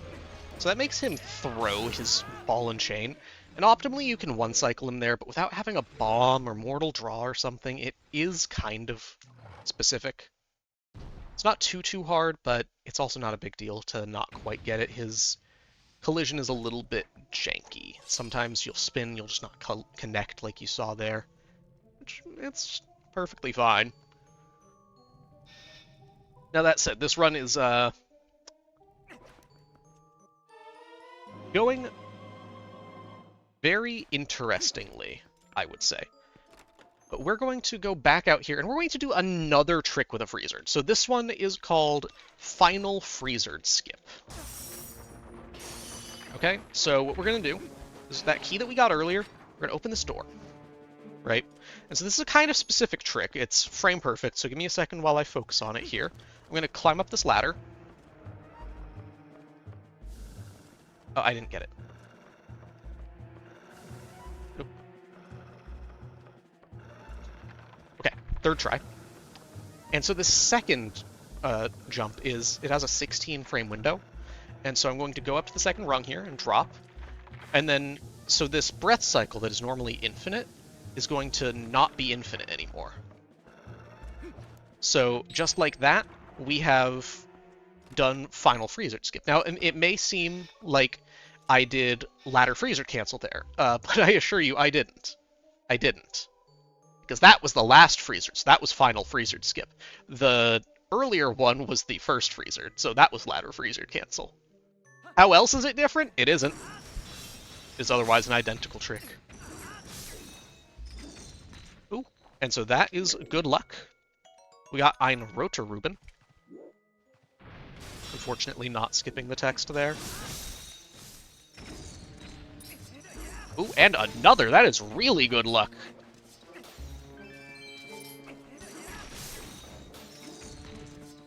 Killing all of the freezers here.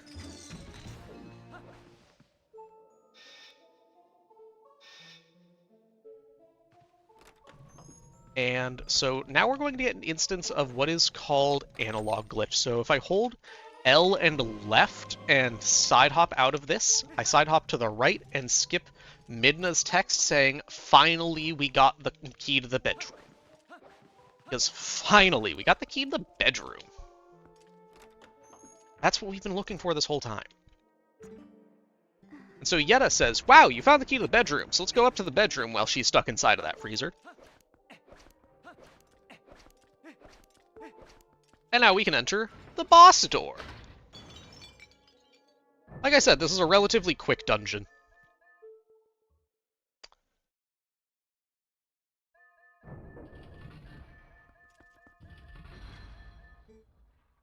And so we start the Blizzetta fight here. So phase 1 is a lot of playing ping pong with a giant icicle thing.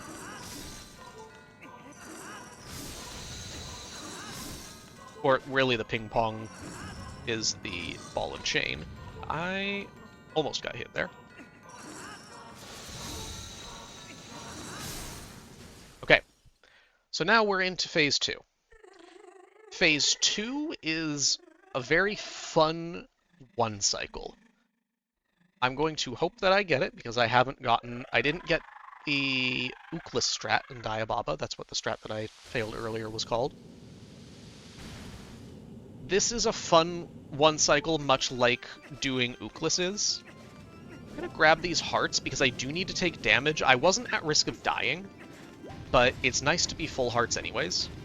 So after she drops all of her icicles, what I'm going to do is I'm going to line up against a wall, go kind of perpendicular to where the actual the wall's lines are. Face one of her faces there, aim right at her, and apparently miss. This is going very interestingly. Well, so now what we do now is we do basically the same thing. We got 2 hits in, 2 out of 3.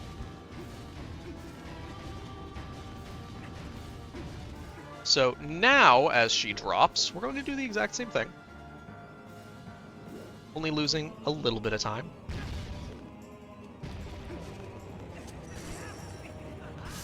And we hit her. And now the fight is done. Now we get one of the best cutscenes in the run. And I'm going to drink more water while this cutscene plays, because it's been about 40 minutes since I drank water again.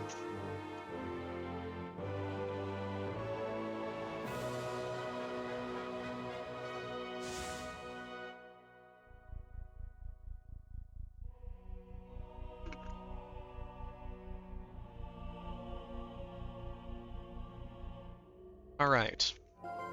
And so, next we have Midna telling... We have a very long cutscene here. But if this were a live run, I would tell everybody to prepare your favorite heart emote, love emote, whatever it is. Because we're about to enter the love cutscene. Here we have Yedo showing up again. And he sees his dearly beloved collapsed on the floor. Knocks us over because he's a hulking mass of mass. And asks if she's okay. And she's like, but the mirror you got me. And Yedo says, no, you don't need a mirror. You no need mirror. Mirror no show true beauty. Look into eyes of Yedo, their true beauty. Such a wonderful gesture.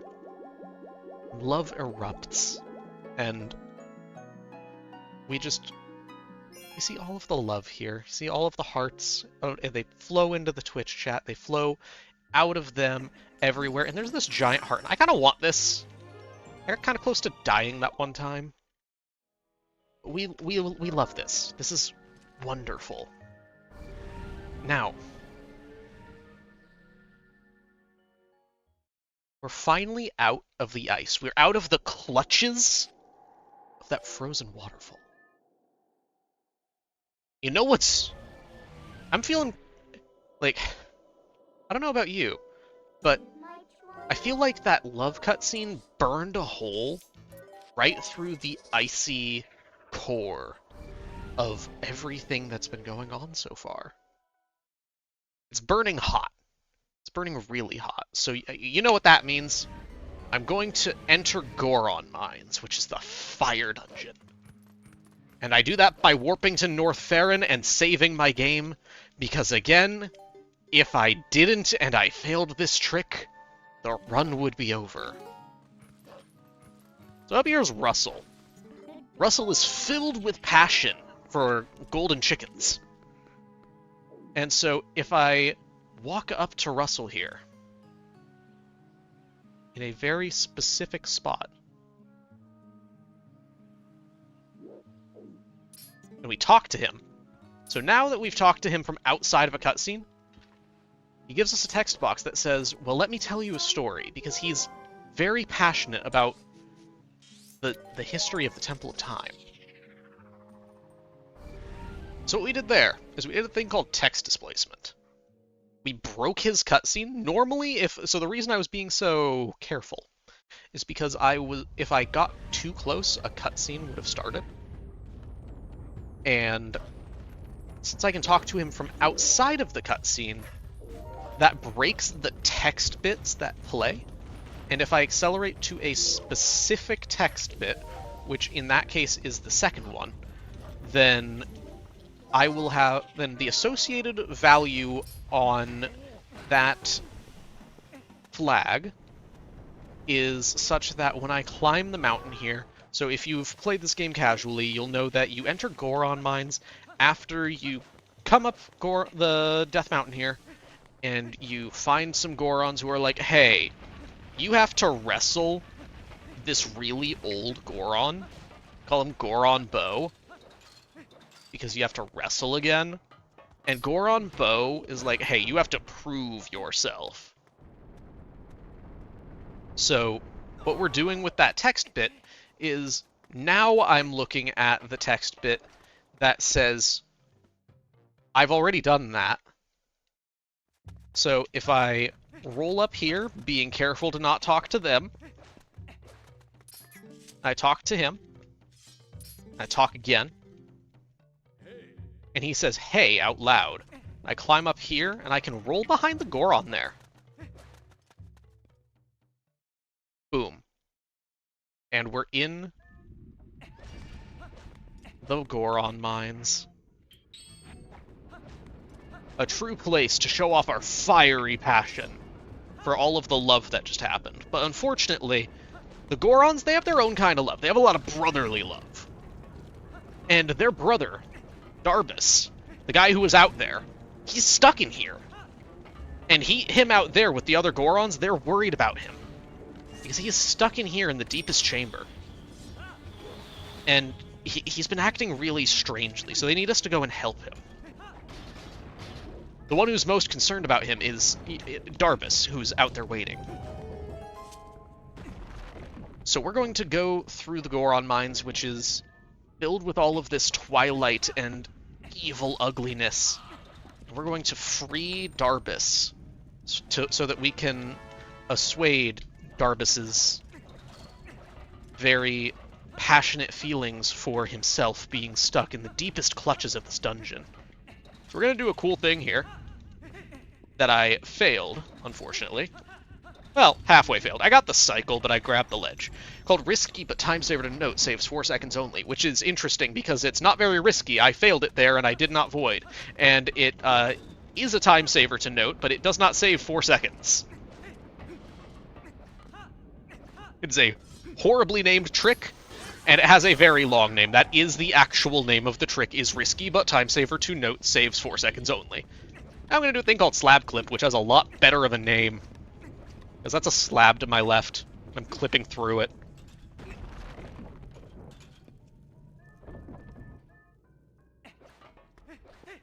Welcome to the Twilight Princess community, where we name things such as Risky but time saver to note, saves 4 seconds only, and just Lajads. It's one of the things that I love about this community is they're passionate, they're wholesome, but they're also goofy.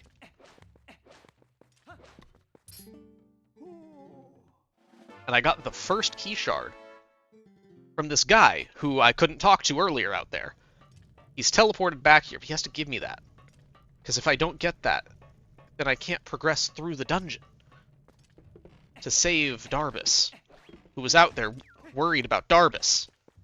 I've got to save him.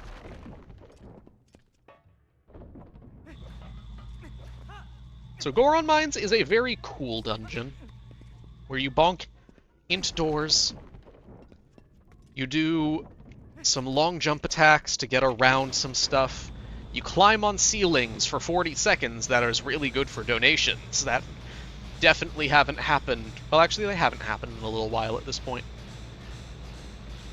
But this is probably the worst part of Goron Mines. Goron Mines is a phenomenal dungeon. It would be an A+, almost S-tier dungeon if I didn't have to walk on this ceiling for like 40 seconds.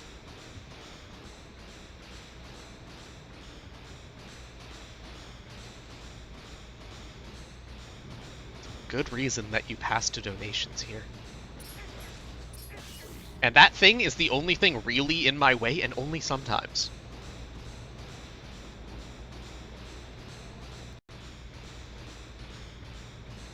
Nice thing is that on Wii, there's a strat that you can just run across this. You can unequip the iron boots on the original release, which was the Wii release, and just run across it.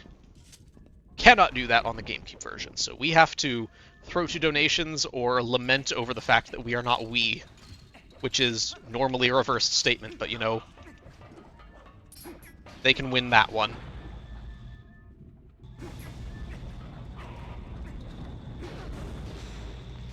And now we're going to climb across these other magnet things that are quite a bit cooler than the other one. And we get my favorite cutscene in the entire game. So a lot of cutscenes in Twilight Princess are skippable. This is one of them. The lag that happens when you skip a cutscene makes it slower to skip that cutscene than it is to watch it, because that was a cutscene. And it's over now. Alright. Now this is one of the coolest strats in the game, in my opinion. Not this, I'm grabbing a key. But what happens right after it? It's such a minor thing, but it's relatively new, and I find it just so cool to watch. If you just walk up to this gate here, and you have a good angle, which looks a little bit like... Oh, unfortunate. This is unfortunate. Okay, so this does happen if you don't get it quickly. There is another strat using the claw shot, but that's less cool, and we like doing cool things here.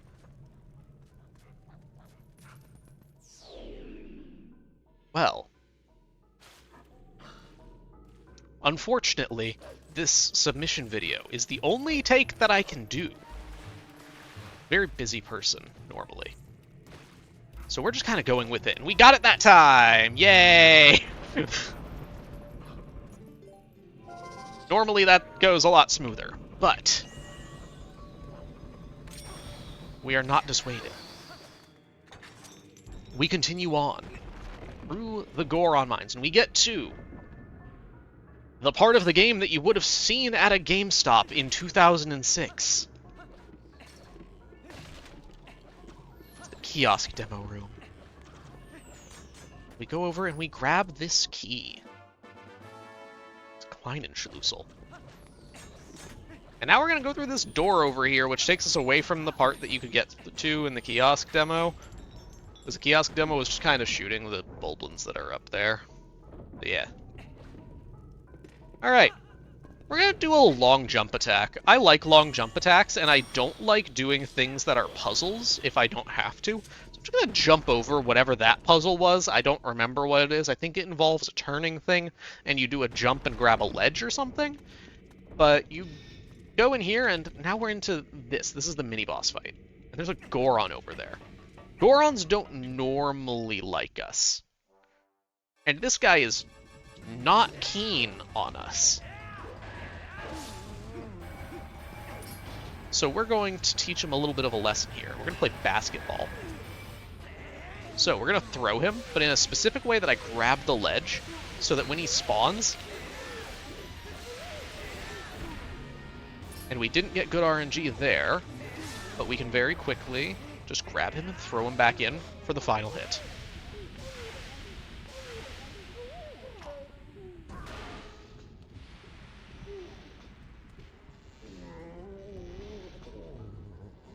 And we prove our strength to Danguro, who was not aware that a human had been let inside, and that I had proven myself by stealing text bits and making them think that I had already wrestled the Elder. And so he was unaware that we are text bit taking, Goron basketball playing monsters. So he's sorry. He's sorry to say that he mistook us for an intruder. And he gave us access to the hero's bow, which is put in here by the legend from the time before. That's right, this is Luigi's bow. He used it in The Legend of Zelda, Ocarina of Time, but maybe Majora's Mask, I don't really know.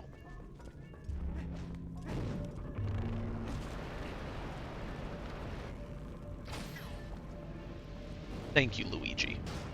Thank you to the Gorons for keeping Luigi's bow safe.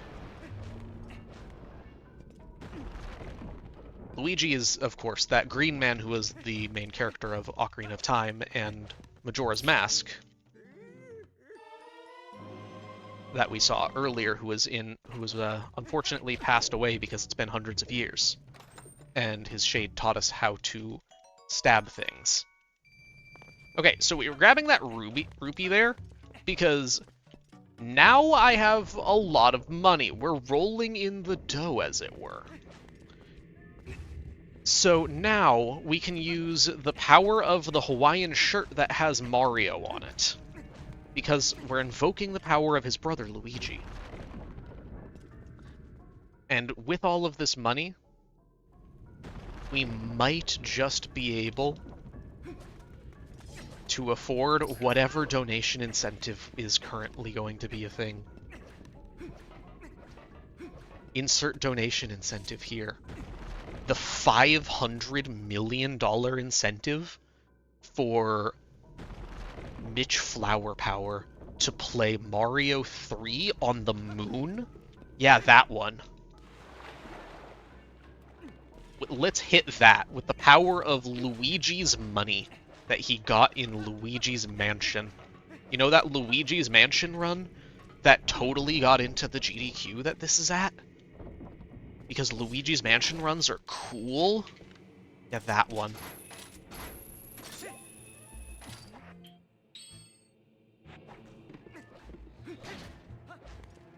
But, enough donation talk aside. We are going now to use Luigi's money to get Mitch Flower Power to the moon. And we're going to shoot an arrow and crack whatever that was. Didn't look that important. So now I'm going to go see what happened. And what we see is we see a lot of bulblets. I mean a lot of bulblets. But those don't look like Darbus. And they said he was in the deepest depths. So let's go in here. We're getting kind of deep. And not in the way about how I could talk about any number of topics. But that doesn't look like Darbus either, so at this point we're in a dead end. We just kind of have to defeat this thing. Hopefully, it seems like it took care of Darbus, which is unfortunate, so we'll have to go tell Darbus outside that unfortunately Darbus has passed away. This is a very unfortunate thing to have had happen, but it doesn't seem like Darbus is anywhere to be found in the Goron mines. Darbus is going to be stricken with grief. But for now, we need to... This thing needs to be stopped. We need to avenge Darbus. So we're going to do just that. We're going to use the power of Link spinning around near pots to grab arrows, which is for some reason weirdly hard right now. And we're going to knock this thing over with its chains. Darbus was clearly checking on this thing, and it broke free and attacked him. But we've taken care of it now. You see, its little gem thing at the top is glowy, and that means that we did something, because this is a video game. Something's happening now. We've defeated the monster. See? It blew up. The little crystal blew up. That means the monster is gone. And there it goes. There's like a shadow thing on the ground. But now we have the second fused shadow. Let's go. Got a fused shadow. This is our second one. We need 3 of them. Midna said originally that we needed 3 of them to get her power back. She's wearing the 4th one. Oh, but there's like a little guy over there? Maybe we should tell the others about this. Maybe he knows what happened to Darbus. It's Darbus! Whoa. Darbus is going to be ecstatic. We found Darbus. And he looks exhausted, but he's fine. He looks fine. I'm so happy for Darbus. We found Darbus. They can be reunited once again. But now, we've completed Goron Mines, right? So why did I want to do that? Well, because I want to beat Morpheel, right? And so, to do that, I want the Zora armor. Getting the Zora armor is, like, a little bit slow. We don't normally get Zora armor. I mean, we do normally get it, but I don't really want to have to get it. But the Zora armor lets us breathe underwater. But why does the Zora armor let us breathe underwater? Well, it has like this little mask, but it's not like a normal breathing apparatus. So that can't be it. Maybe the scales? No, fish use those to swim. The only other characteristic it has is that it's blue. right? Okay. Okay. Blue means you can breathe underwater. That makes sense. I have a degree in physics, so you have to trust me on this. Water bombs are blue, right? So we should be able to use them to breathe. So let's do that, right? Link's shield is blue, but all that means is that Link's shield can breathe.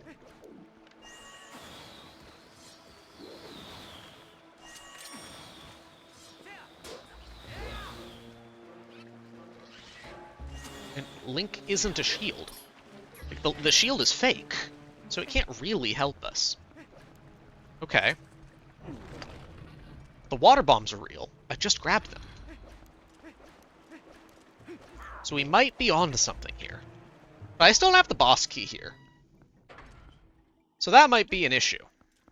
So let's go get that.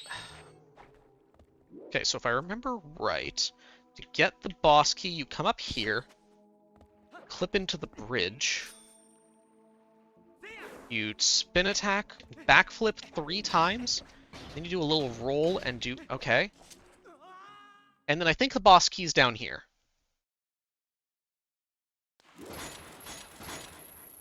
Well, this is the boss chamber. I wonder if it has the boss key. Okay, so let's put that theory about the color blue to test. Oh, the air meter's blue. So that adds up. And there's blue coming off of the little tentacle here. So that adds up.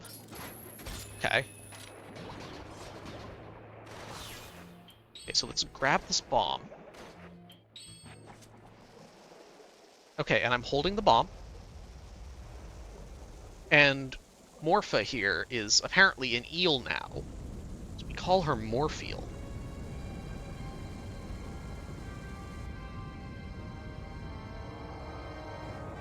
Whoa.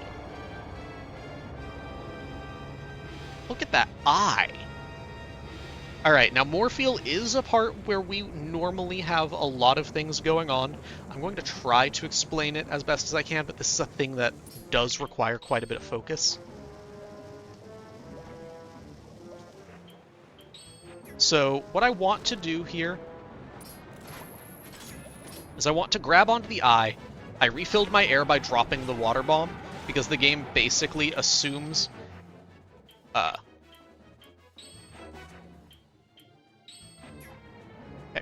The game basically assumes that, well, you can't hold a water bomb and while you're mid-air, and you are either on the ground or you're not, or you're, like, at the top. The game assumes that I'm at the top, because why would I be on the ground?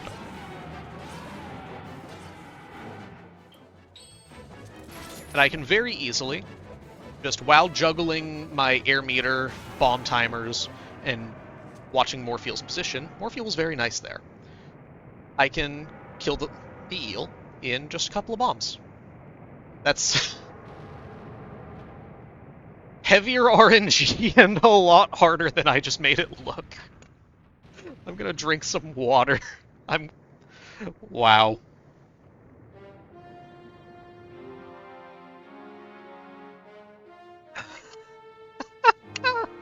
Okay. Thank you, eel. Let's go out of commentator mode for a second. That was really good. Oh. That wasn't, like, there are harder strats to go for. There's one bomb. There's things that that are very risky. But in terms of the safe strats, that was really, really good. Oh. Okay. That is one of the hardest parts of the run. Thank you, eel.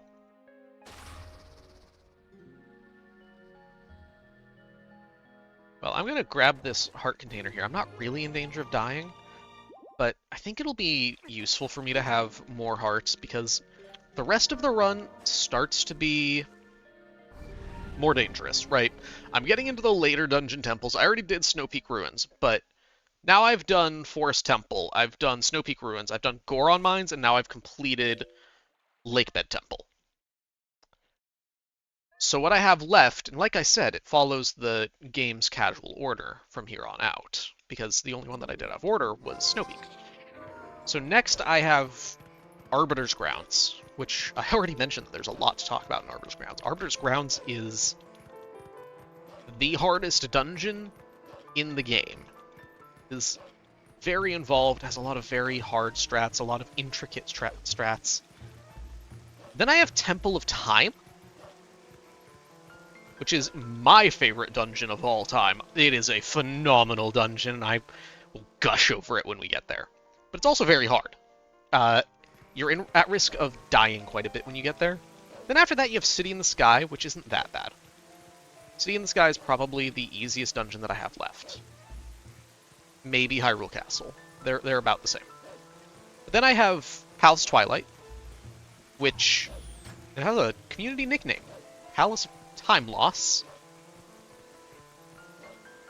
So I think that's pretty hard. Then I have Hyrule, and that's the end of the game. So we've got some hard stuff, but first we're going to do these dash cancels that I had mentioned before, because I'm back running through Hyrule, and this is everyone's favorite, like, music theme. Unfortunately, it gets interrupted quite a bit by enemies, by load sequences, etc. And by DMCA takedowns from people that don't own the song on YouTube. So I'm going to try to do a little trick here. This trick is called Louise Glitch. It's frame perfect, and I missed it. But it only saves about a second. It just kind of looks cool.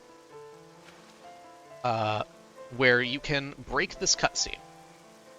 And the camera locks and Link is in a wrong position. It makes the cutscene progress faster because locking the camera means that I spend no time panning the camera.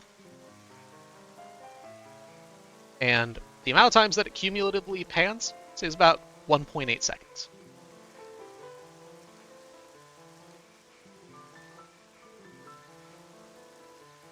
Because that camera sure did pan a lot.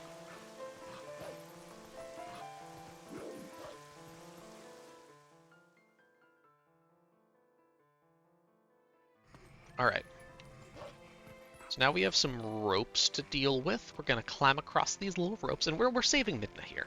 So, like I mentioned before when we got the Master Sword, Zant cursed us, but he also cursed Midna.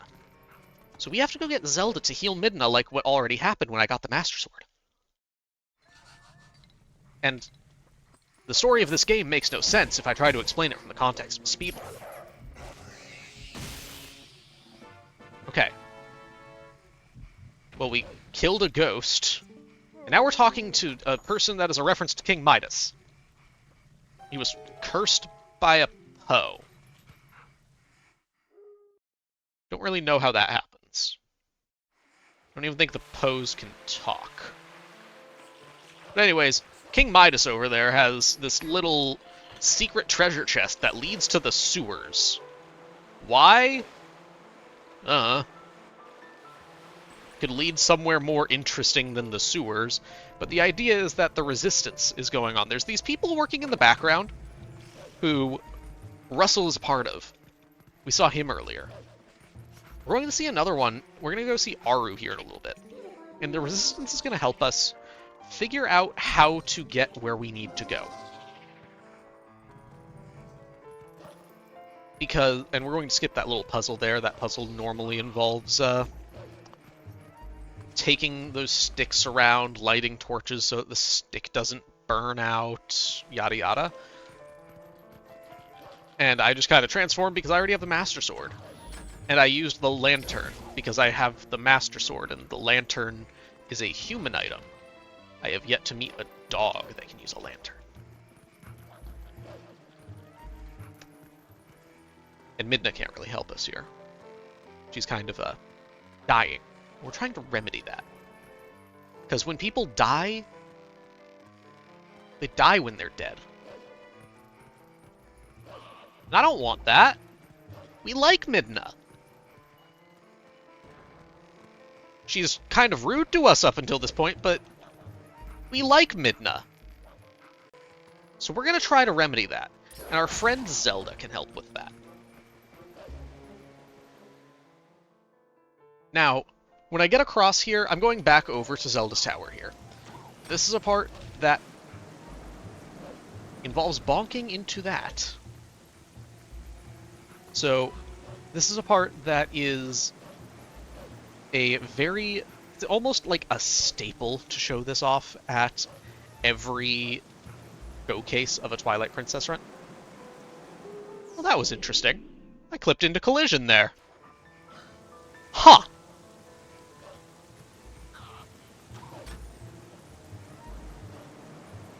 Interesting. All of the interesting things are happening during this run.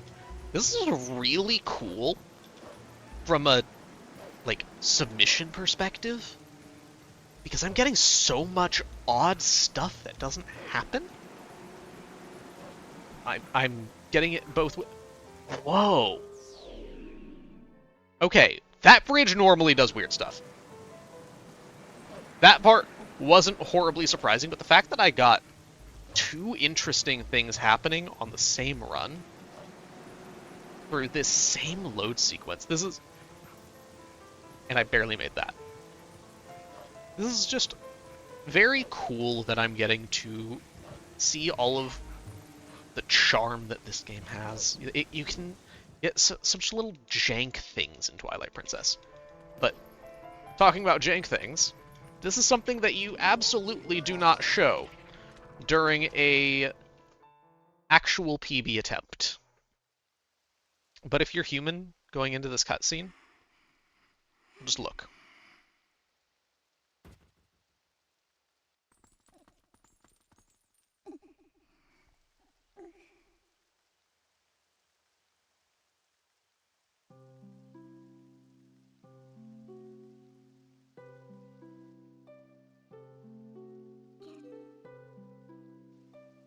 Midna's dying. And Link is too, but he's okay. He's just contorted. And she can see that we're cursed. I can see that too. My shield is in my gut. Now, there is more of this cutscene to show off. It's more goofy stuff like this. But for the sake of minimizing the submission... No, we'll watch the whole thing. We'll just watch the whole thing. It's a little lengthy. I do think that it's best to cut it a bit short of its full length. But watching this sequence is just... goofy.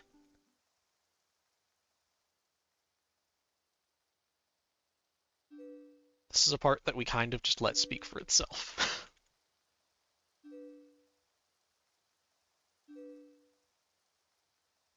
Zelda thinks she can heal Midna. But she's sacrificing her own power.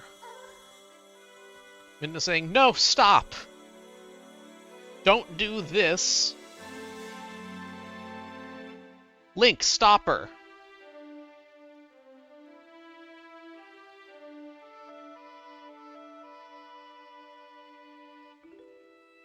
Zelda is infusing Midna with light so that she can live in both light and shadow. And then Zelda fades away for some reason.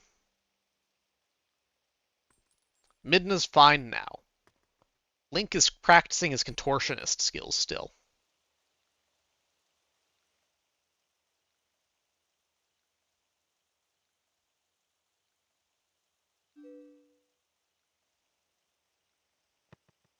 Alright, we need to go get the Master Sword. The thing that is under your left leg there, Midna. We need to go get it.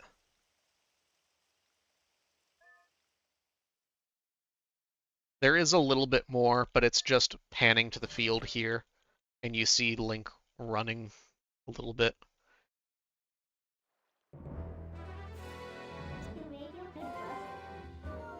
So that does, of course, lose a little bit of time.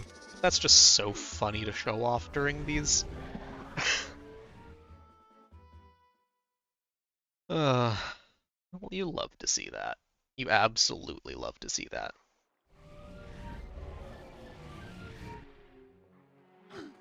Unfortunately, with a lot of the things that have happened this run so far, a lot of very odd things that don't normally happen, I don't believe getting a 345 is possible anymore. But that would never be the estimate anyways. I would probably put it at a 350 unless I improved further, which would happen, let's be real. But now, we're going to go to the Arbiter's grounds. So what goes on at the Arbiter's grounds? They're over there in the distance. You see them? They're over there, behind this ladder. Which, guess what? The amount of time that it takes to climb this ladder is 17 seconds. Go ahead and count.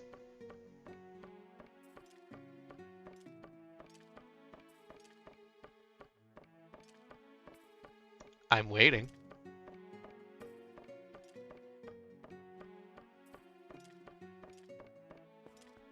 Alright, now we're up here. So this is Aru. I mentioned Aru earlier. Aru's going to help us get to the Arbiter's grounds. He asks if we're interested in helping him. So he gives us Raffler's Notice to give to Toby, whoever Toby is. I don't know who Toby is. I don't know who Raffler is either. So, well, there's only really one other person here, and that's Fire. Let's see what Fire has to say. Hey, Fire, do you know who Toby is? Interesting. The Twilight Princess is a run of... I think the best way to put it is that Twilight Princess is a very relaxing run filled with minor things, and turns out that Fire here does know Toby, and it's apparently a way of spelling his name. But Twilight Princess is this run of minor time saves that add up, sprinkled around the run, where there's a lot of major time saves. Like a minute in these places. Like how I missed the... When I missed the one cycle on Diababa, that cost about a minute. The same thing happened at Blizzetta. And these things, while they're not run-killing, they're scattered everywhere. So it's really... It's impressive to see done well. But at the same time, we've had this just relaxing run. We're at 2 hours in. We're at 490 million out of 500 million to put Mitch Flower Power on the moon to run Mario 3 from the lunar rover. Think about that. Think about that.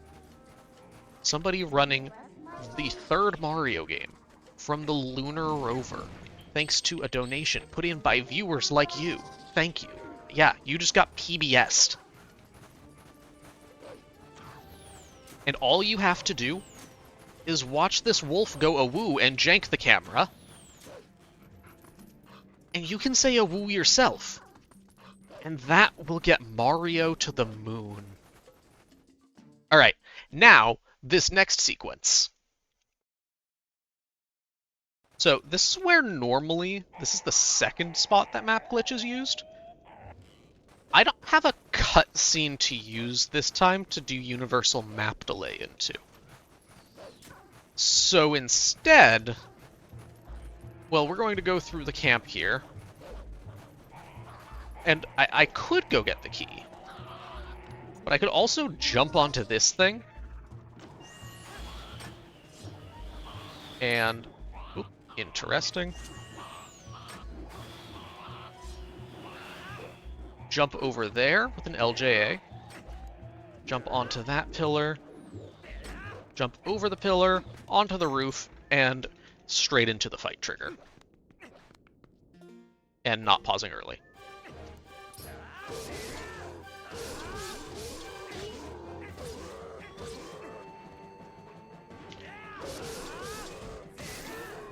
And then we beat King Bulblin 3.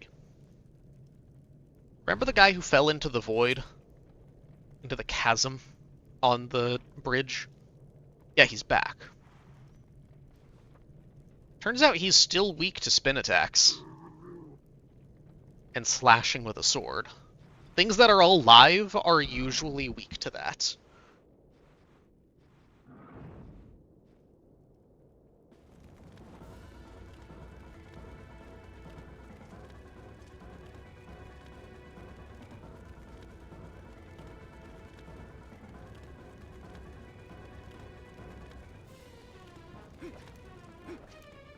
Alright, now we're going to take this boar. Because boars do not like fire. And boars do like crashing into things. That's what I mean by things that don't happen very often. This is what happens when you have a single take to shoot something. I will not have time to do another take of this within this submission period. So, this is, you get what you get, and we're going with it, and this is a wild ride. Alright, we're into Arbiter's grounds. Welcome to the hardest dungeon, the Sand Dungeon. It's a prison for ghosts. Don't know why.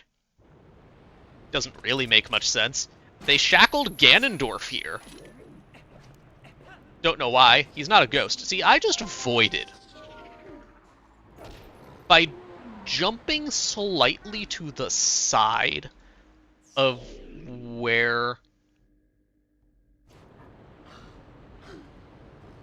That doesn't happen.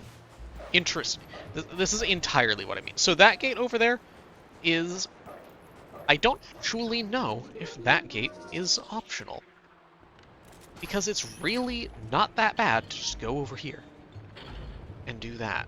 I don't believe that gate is optional. I believe that is one of the required ones to open up normally.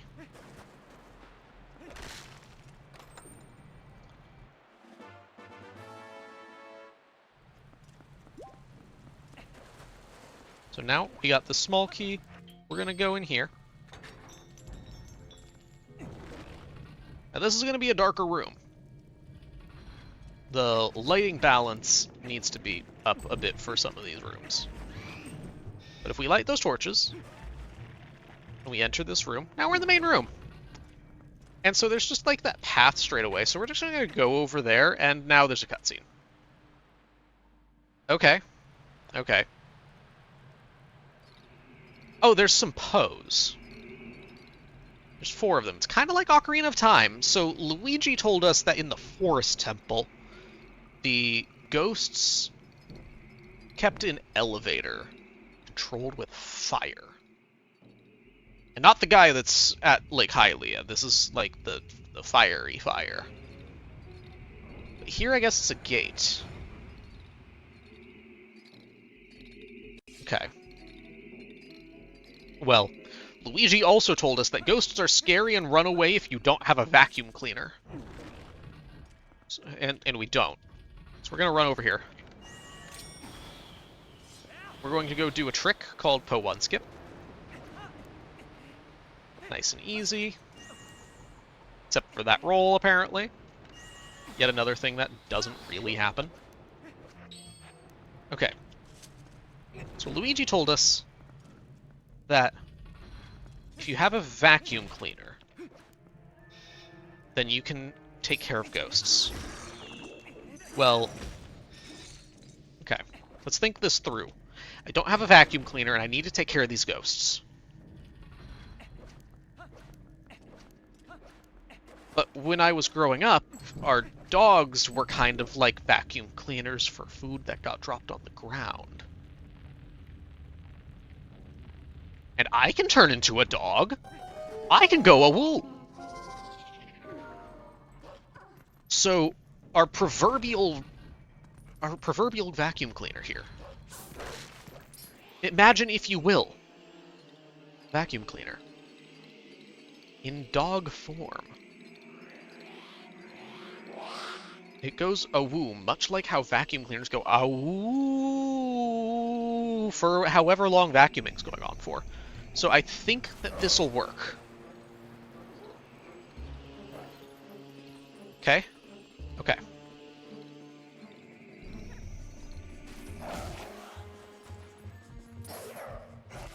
Okay. Yep, there we go. Okay, so, like Luigi did, Luigi sucked up the ghosts. But if we rip the ghost soul out of the ghost body, however that's supposed to work, then we can just not have to suck them up at all. So a dog is a vacuum cleaner. My parents were right!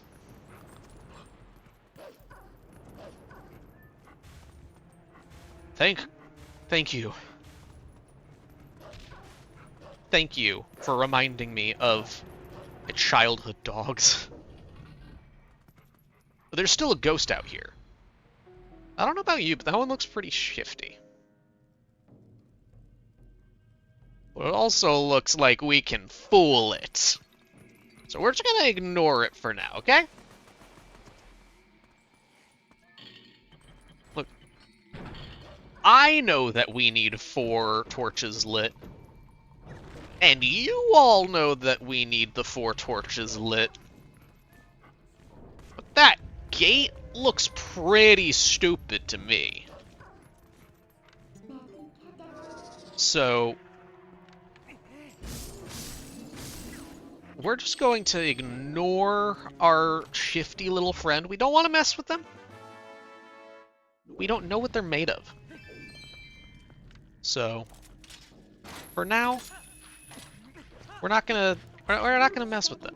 You know, we've been around the block a few times. If something looks sketchy, you avoid it. That's exactly what we're doing here. Now this one looks like a little bit more of a pushover.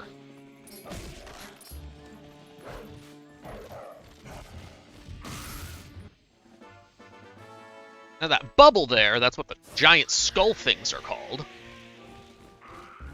Those things do not look like pushovers, and they actually aren't. They're kind of scary.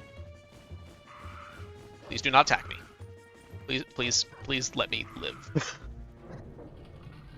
Alright.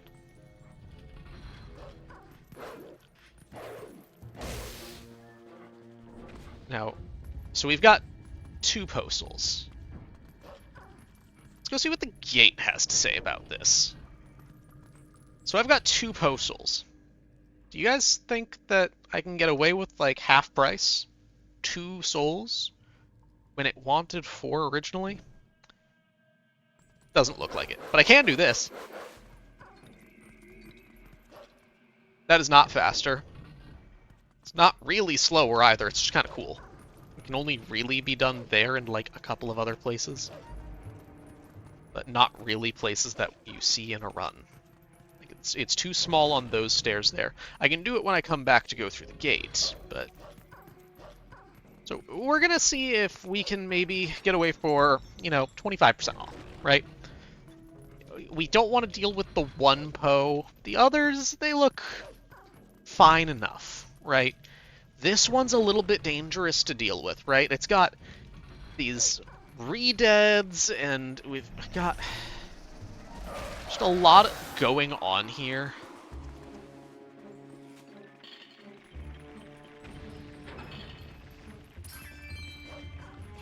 Skip that text. But the po's just kind of hiding itself away.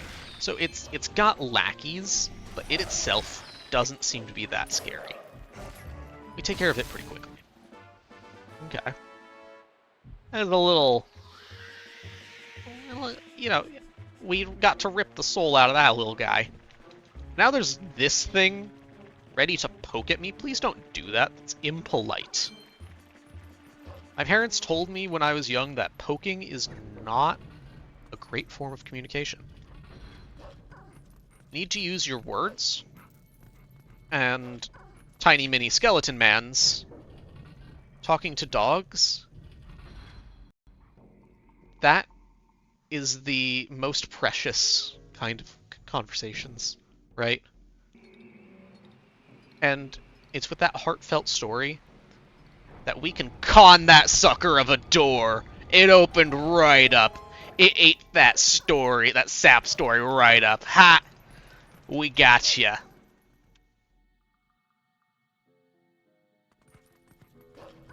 Look at that punk. Alright, so now we're going to go and just kind of clip around, jump around some sand real quick. Because if you just kind of jump around, you don't really sink. And now we're at the boss key. It's not the direction you're supposed to go.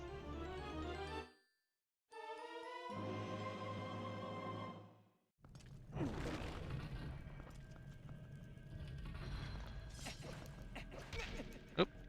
Okay. So there was a little strat that I was going for there that's relatively hard, only saves a little bit of time.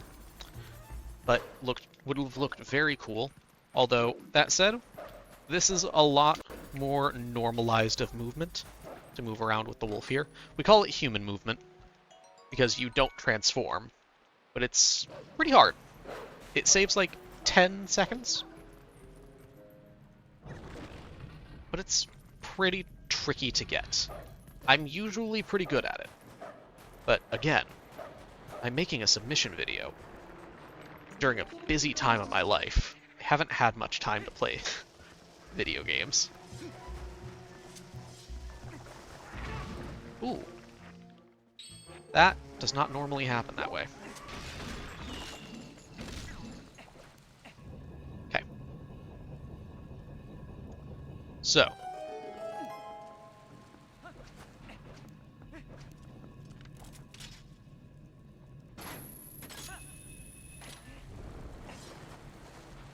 Alright, so now we have the gate opened up to Death Sword. Death Sword is the midway boss of Arbiter's Grounds.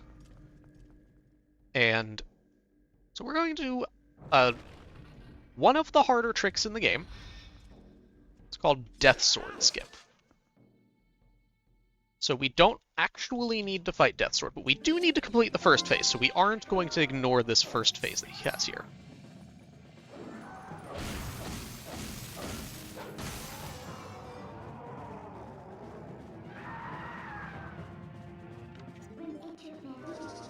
So we're going to transform.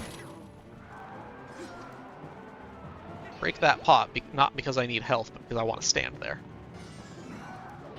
Then he drops down, swings at us. We transform, do a Midna charge. And then as he passes over there, we jump onto the top there, run over here, grab the spinner. Death Sword Skip. Frame perfect jump. Precise standing position. Very nicely done. Alright. It's been a while since I saved. It's been about 2 hours since I saved my game. So we're going to do that and go back to the beginning of the dungeon here. Because otherwise we would have to kill Death Sword. Or die to Death Sword is the other option. So next... well, we have Stallord. Stallord is a interesting boss in that there is a thing called Stallord Skip. And if accepted, I would perform Stallord Skip. As it stands right now, I do not have the confidence in the trick. It's a trick that I once had confidence with, but it is very, very precise. It is the hardest trick in the run by a long shot. And as I've mentioned a few times, I haven't had much time to be doing runs as of late. So I'm not confident in my ability to do it. So, what I will do, I am going to attempt the trick one time. If I get it, great. I would be surprised. If I don't, then I will kill Stalord. And that's exactly how I would do it. Maybe 2 attempts in a run, because otherwise it starts to be an indefinite stall, and it takes a bit of time to perform each time. So we're going to give it 1 try. If I get it, wonderful. If I don't, not going to sweat it.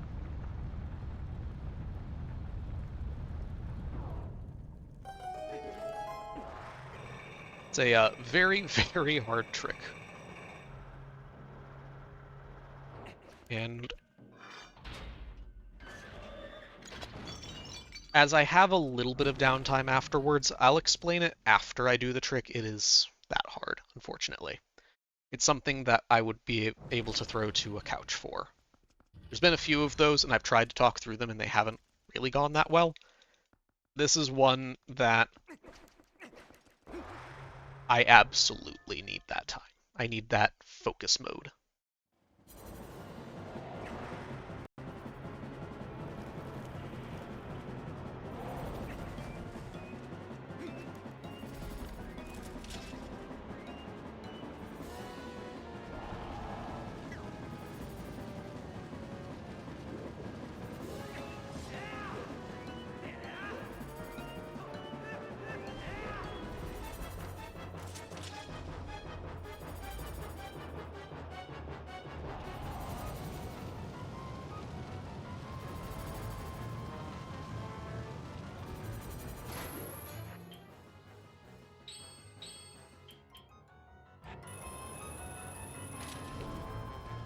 Unfortunate.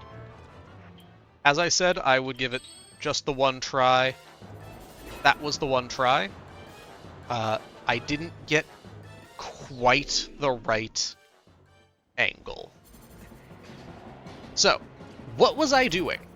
I was doing a thing called clawshot actor displacement, which involves, in that case, frame perfectly dropping off the side there, which I got, and pulling the actor to me with a... So, in addition to being frame perfect, I also need to pull it from a pixel perfect position. I just got breathed on. And if I get both of those things, then the... look at Link.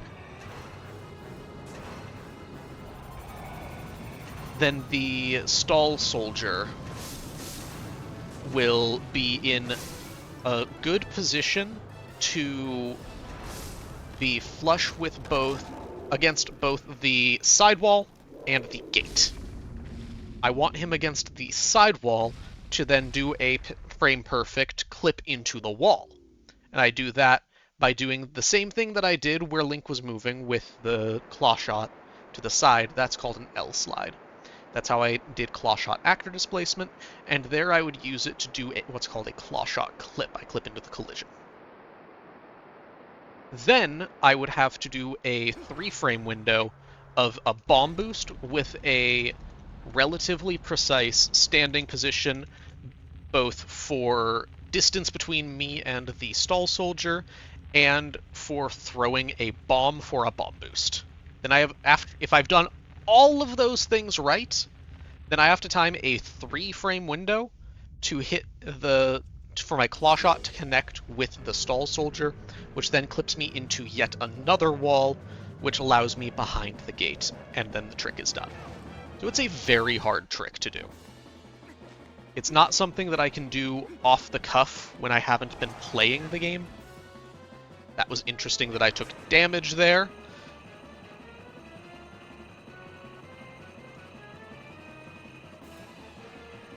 But it is something that is very cool to see, and unfortunately I was not able to show it off.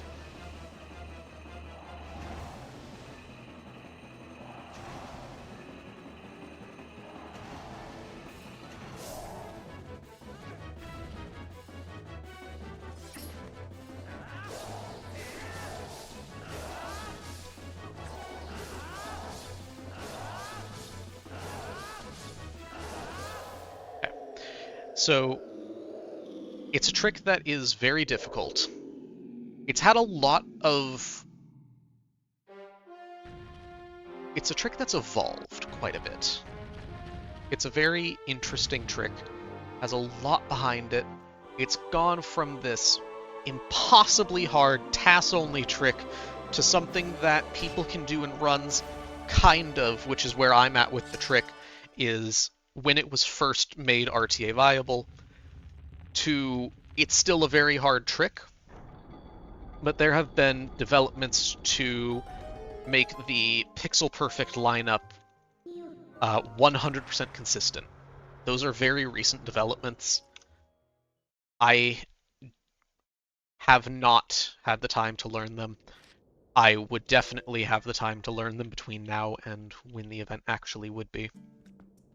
But unfortunately, this submission period is just at a rough time for me. Very busy with work and life. Anyways, moving on. I'm going to stop talking about how it is hard for me to have time within this, like, 10-day period.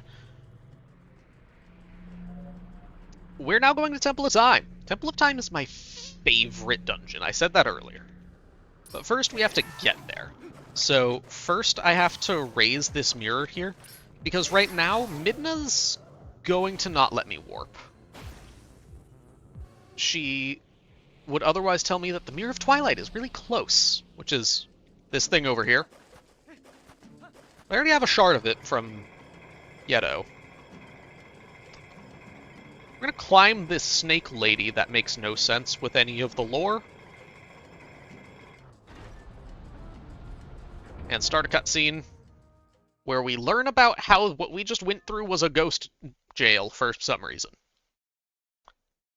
And they were holding Ganondorf there for some reason.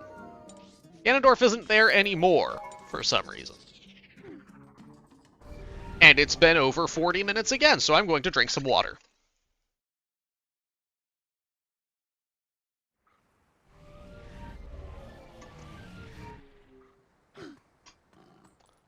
Alright, so you remember that really hard bomb boost that I was talking about earlier? I'm going to do a much easier one. So watch as I fail a bomb boost.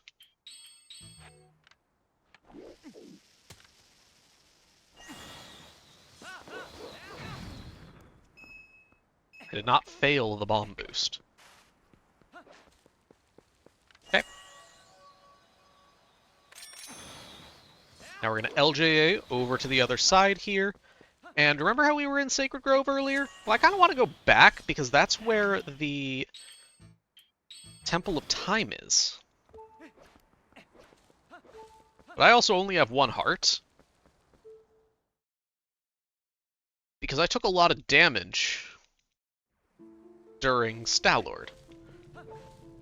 That's okay.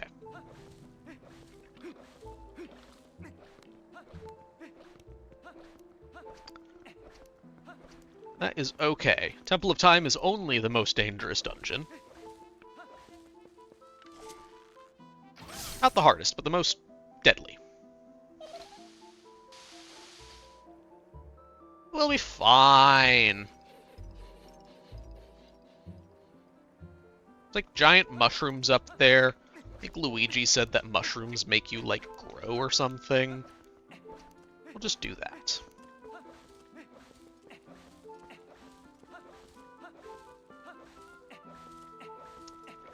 This is yet another spot that is great for donations.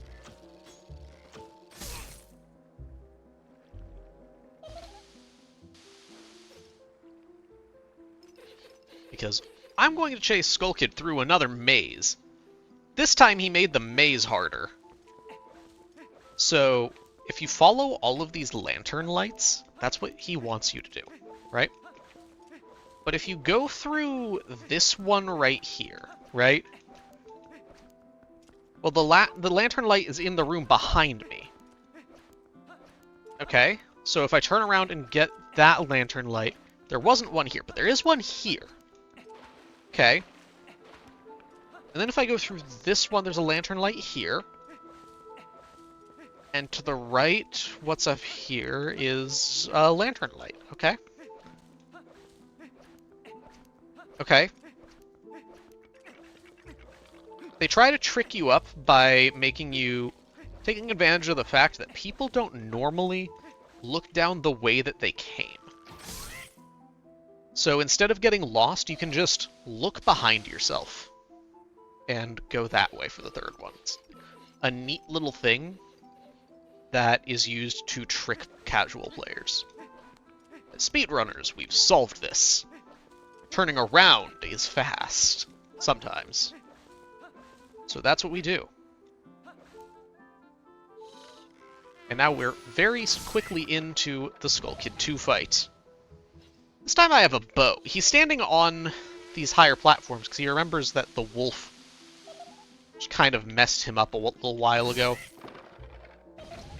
But unfortunately for him, arrows are like projectile wolves.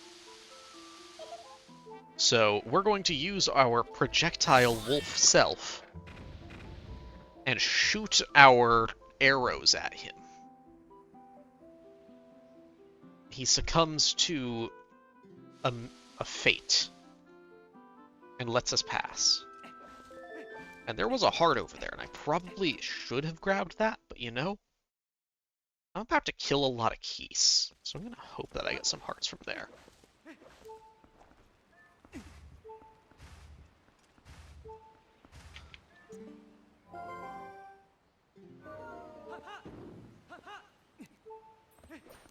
Alright, so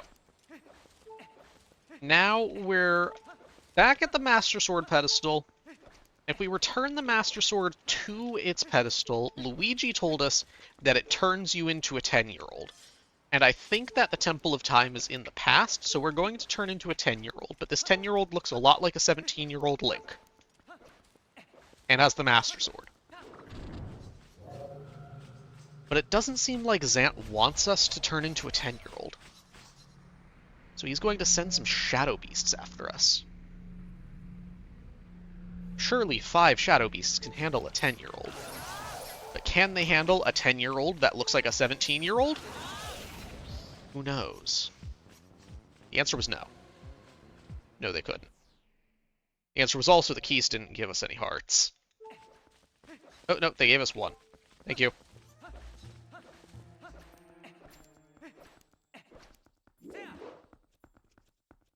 These hearts aren't super important, but it does make it easy. Easier, I should say.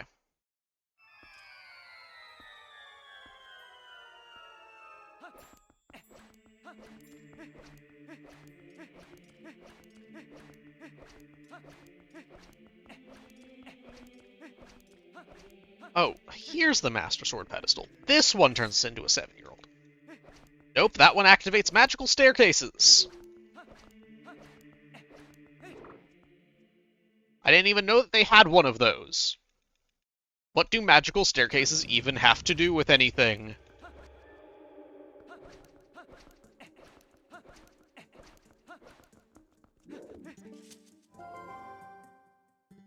Okay. So Midna tells us that it looks like there's a statue missing. Okay. So, if there's a statue missing, well, we just need to go find the rest of the statue. Oh, hey, Uku.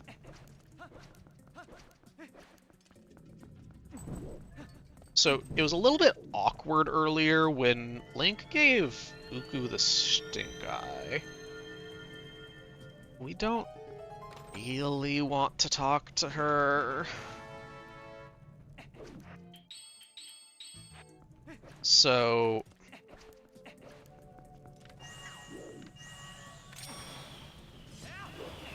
I'm gonna jump over that text trigger, and Link doesn't have to interact with her, because that was kind of awkward.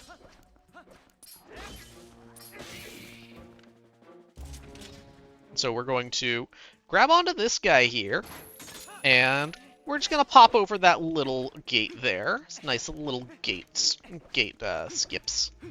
Then we're gonna do another one right up here. These are like really cool little things that you can do, and this is part of the reason why I really like Temple of Time, is that you end up with things that are difficult to do because you have things like enemies deciding to mess with you.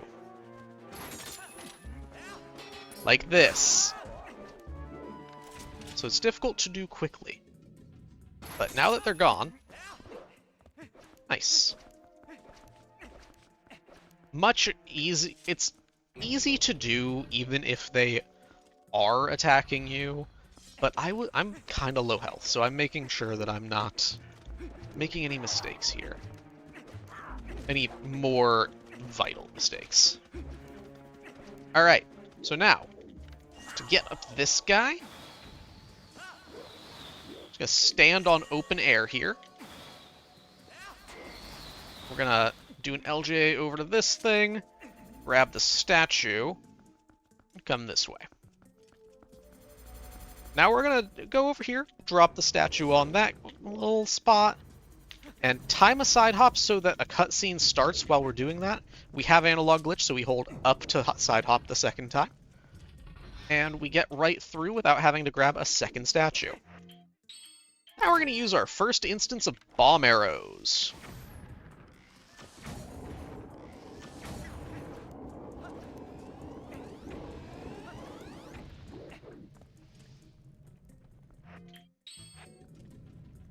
Alright.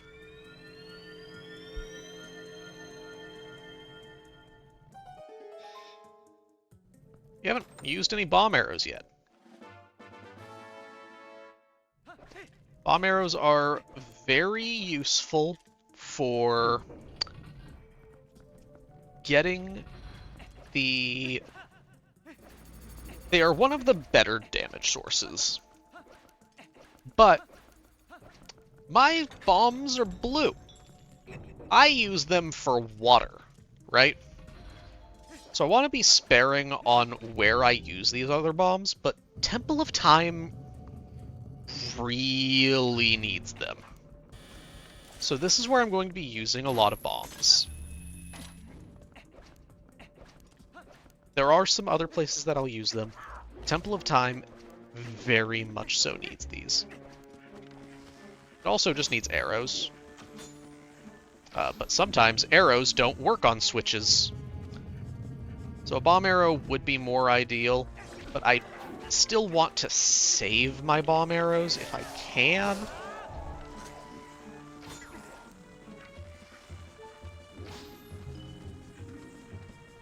Now I'm in a corner.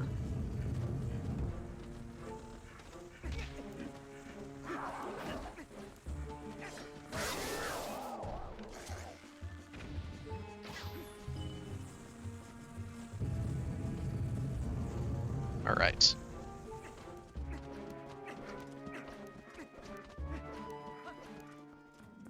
Not horrible. That room is one of the deadlier ones. Actually, probably the deadliest room. And we didn't take too much damage in there. If I still had one heart, I would have been dead. So it's a good thing that I was sparing earlier. Okay, so we're going to throw that statue over there because Link weighs 2 statues. Claw shot up here. Grab glider. Spinner. And I'm gonna go wee. Abfliegen off. Then we're gonna do a brake slide if I can. Because brake slides are fun, but I couldn't do it there.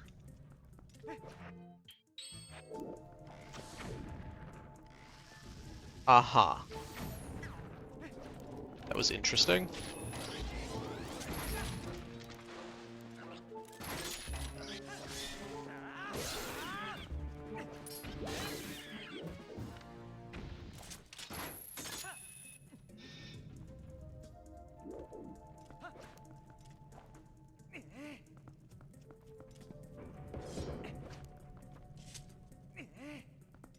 Gonna grab these statues, put them on there. There's some statues down there that, you know, I would need to, or up there, that I would need to use the Dominion Rod to bring up here. But also these Helmisars had shells. So if I can get them onto the switch, which I would I'm really surprised that that one didn't go onto the Switch. Then we can get Boss Key without the Dominion Rod. And there's the Master Sluiceal. And there's Break Slide. Very cool little piece of tech. I haven't been using them. They're a more TAS movement, but they can be used in RTA runs to space minor gaps between Link and doors, which are more present later in the run for some reason, where he would normally walk instead of just roll. There's not proper rolling spacing. This is the other dangerous room. There's a lot of spiky death things, and there's a lot of these Lizalfos, and I'm going to have a time with these Lizalfos.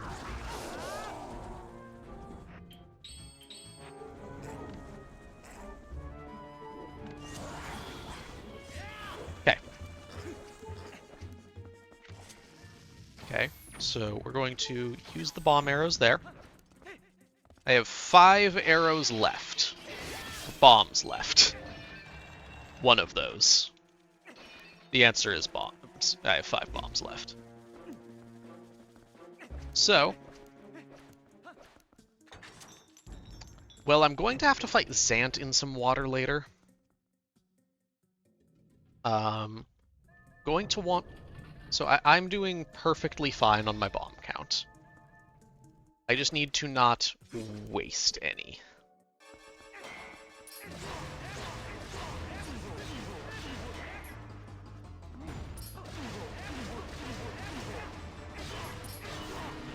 Okay. So this is the Dark Nut fight. This one is the first Dark Nut in the game, and one of the only ones in the run. And he is fought differently than the other Dark Nuts, because for whatever reason, he has cutscenes and different interactions than most.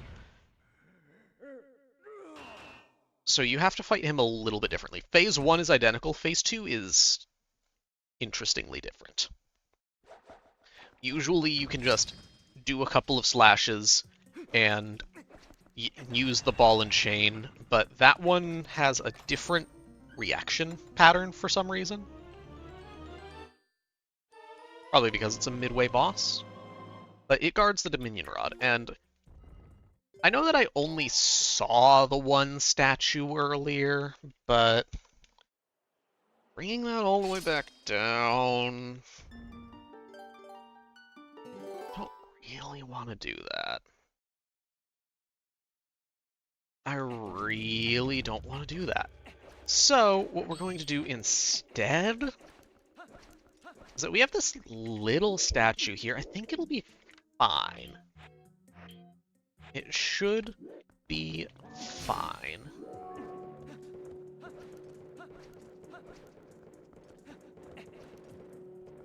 Okay, so we're going to...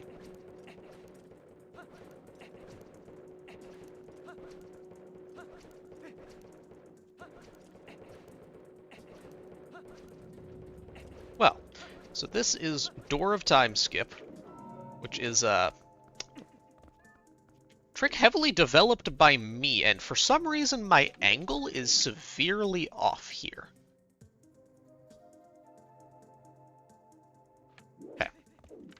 That should be more correct.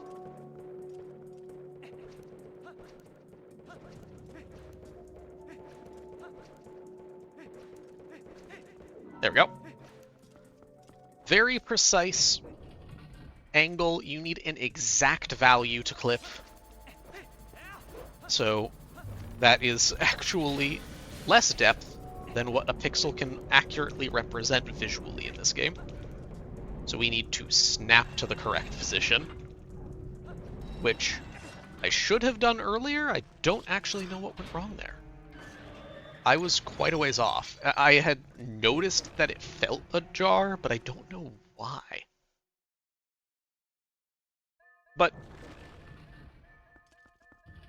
the trick is heavily developed by me, not the main method, but previous methods have been, so if I mess up the fastest method, I have plenty of ways to go about it.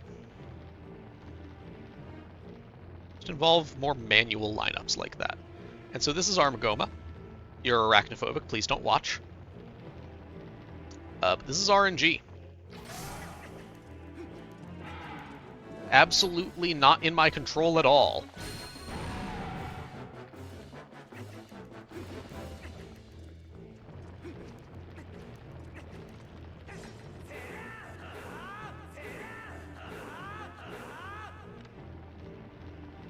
Okay. So that was phase 1, which was a pretty bad RNG.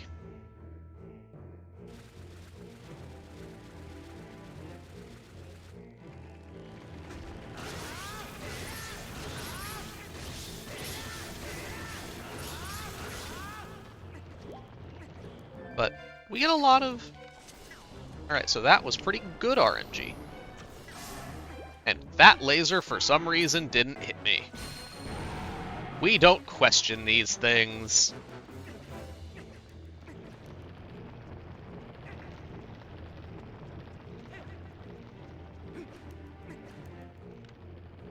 Alright, so next, Armagoma just is a pretty trivial boss. It's just kind of RNG, destroying all our little babies.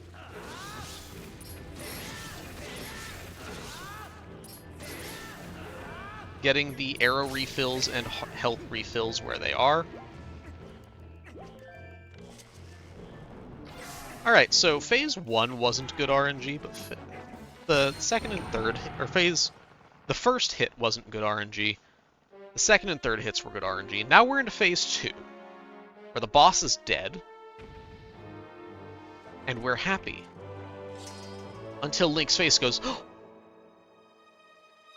there's a little eyeball!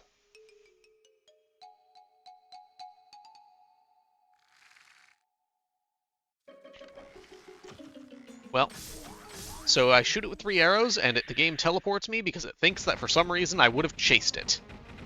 Even though I was just using arrows. Yeah, I don't know. Don't know why it assumes that. But that's Armagoma. Spider is dead. Any arachnophobes can look back.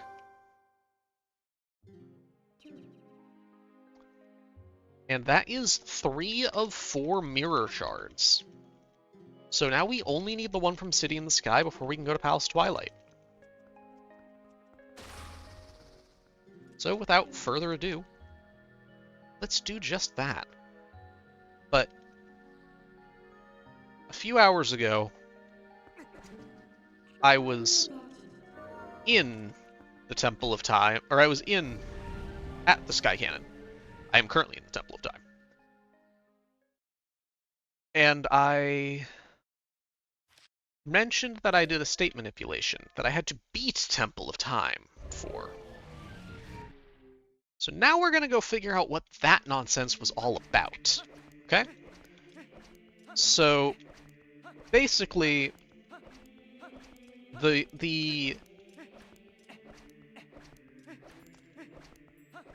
so how it works is there's a guy named Shad, who's part of the Resistance, who is investigating the ancient Skybook, and Uku here is telling us off.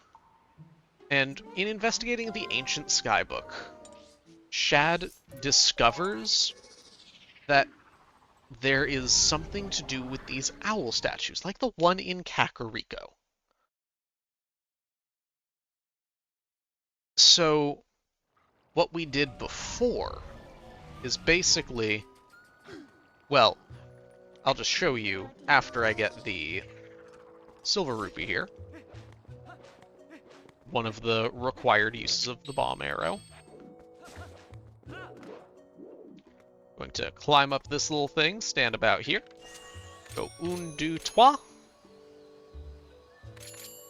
And then 5 and 6. 4 and 5. Whatever. The silver rupee is right there. It's 200 rupees. Now we have 300 rupees. We can repair the Sky Cannon. And why any percent doesn't do that? Because you have to beat King Bulblin. Hey, look, it's Darbus. See, we saved him earlier. And now Shad's down here. Shad's looking at this, but he has an accelerated state because I looked at this thing earlier. So when I talk to him, I can just skip a cutscene and he vanishes. And now I can just warp the cannon. And we can enter City in the Sky after Fire repairs the cannon.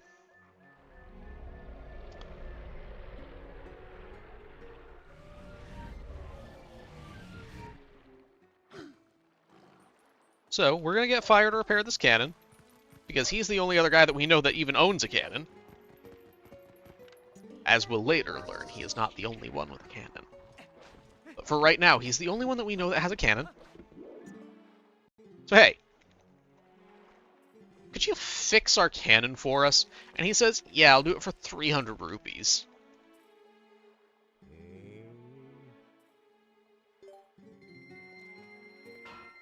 And so he works on it for 2, 3, 4, 5 nights. Same number of nights that there are Freddy's. I think that's how that game works. We've got this working sky cannon. Thank you, Fire. It's time for us to enter the City in the Sky.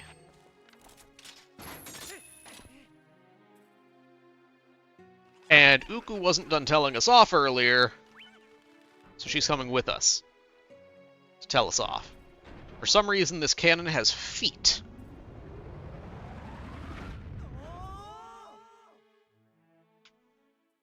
I guess it's an evolutionary thing. The cannons evolved their feet away to avoid their natural predator,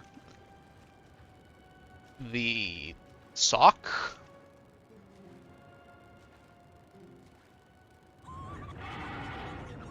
So as we all know, cannons are very wary of socks.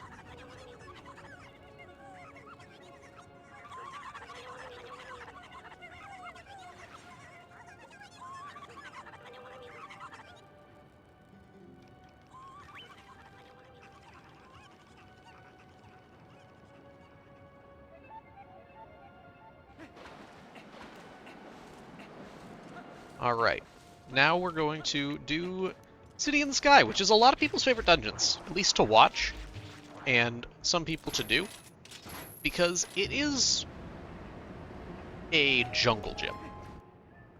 So, those boomerang long jump attacks that let us Wii around, let us GameCube around, we can do a lot of them here. Like, this is the second room. I just did 2. Okay, well, how many can we do? Well, first, we're going to stand up right here and go through this trigger here, stand in a specific way so that we don't hit the fan trigger. If we did, we would do a lot of cool movement, but it would lose like 4 minutes, so we don't want to do that. So, we're going to activate this little spinner bridge here. It's going to extend out the bridge. And as you'll see here in a moment, if I cancel my spinner at a specific time and roll away, the bridge doesn't have the time to retract, and I failed an LJA, before it actually completes itself. So I can get closer to where I want to LJA from, and ideally successfully do the LJA. And then I come in here.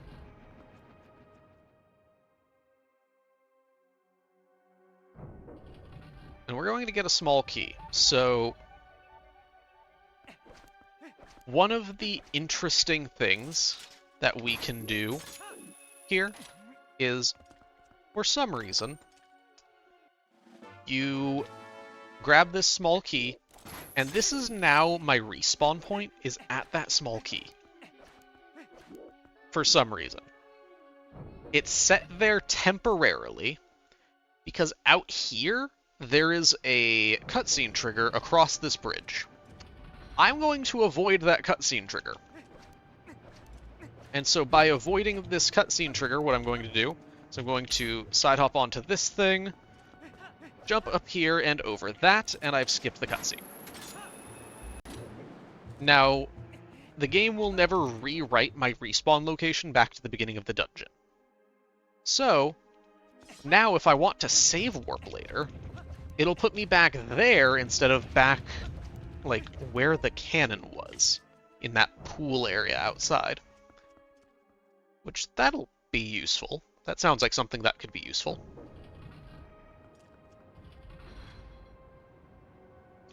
So, first, we need to go and actually get our dungeon item. We're going to do the same thing that we did earlier with the spinner here. So we're going to push it out. Push out this little bridge. And like I did before, I'm going to do basically the same thing. Going to roll away so that it finishes itself, but I get a little bit of distance, which is a nice little time saver. Going to pull out the Sturm Boomerang while I open the door here.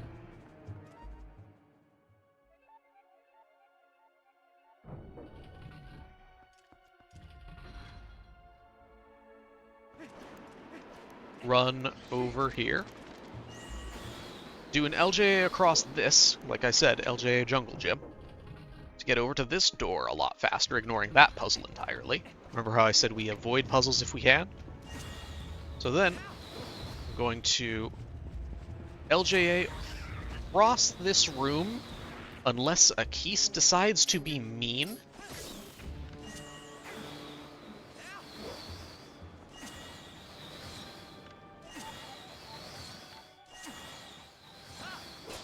And there we go.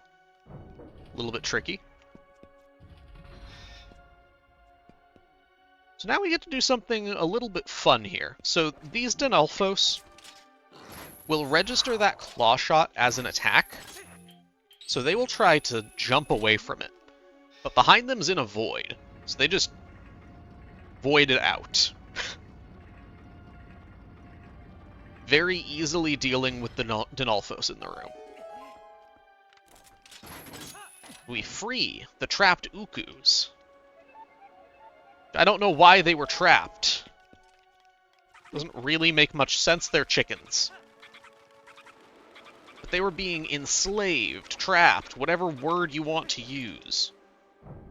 Jailed.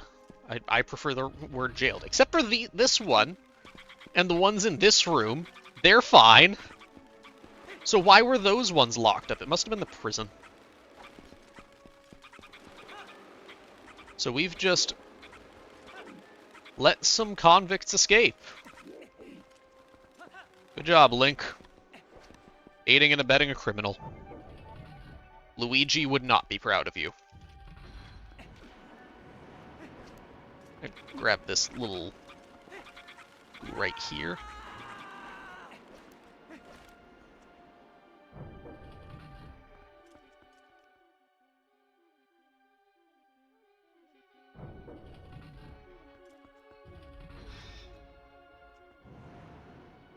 Alright. So. Now we're going to enter the Erolphos room.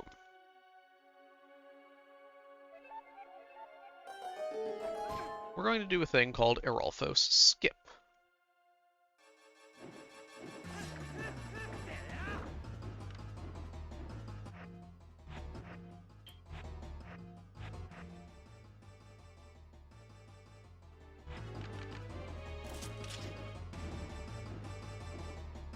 Do a little bit of a setup. Grab that there, and nice and easy.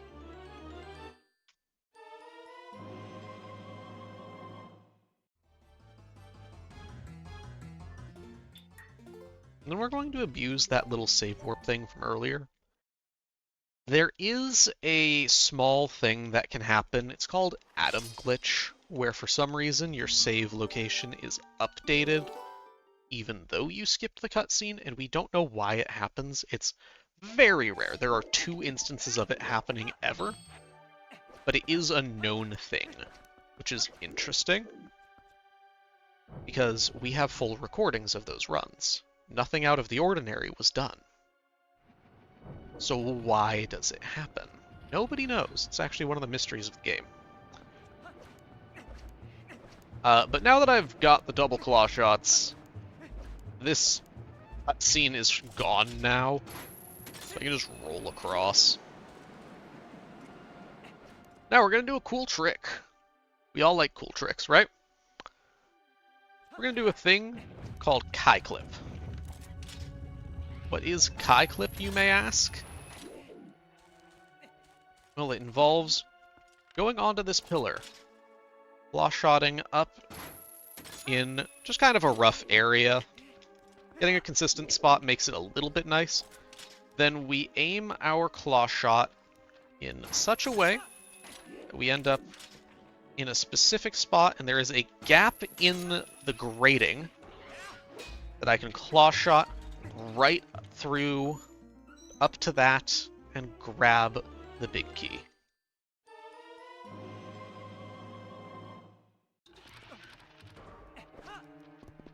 So nice and easy, fast, a little trick.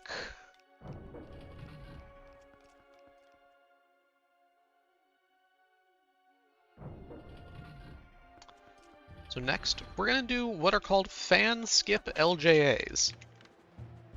So how we do these, we're going to claw shot relatively high up. That was a little higher than necessary, but better safe than sorry. So if we claw shot to the top of these gratings, it will up-clip Link to the top, and he grabs the ledge.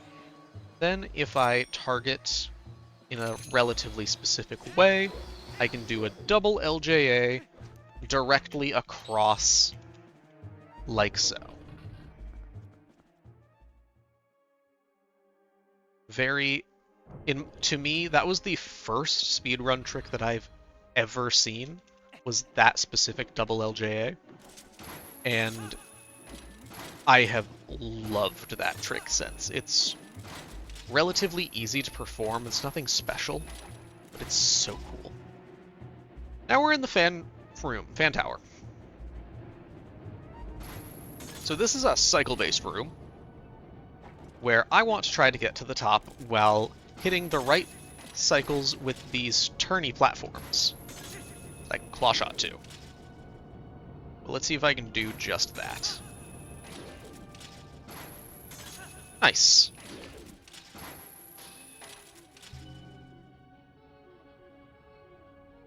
Nice and easy.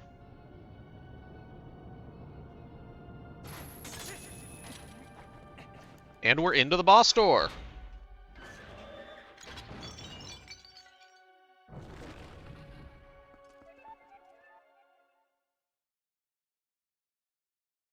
Alright, so Argorok doesn't start right away, unless this is on the Wii version for some reason.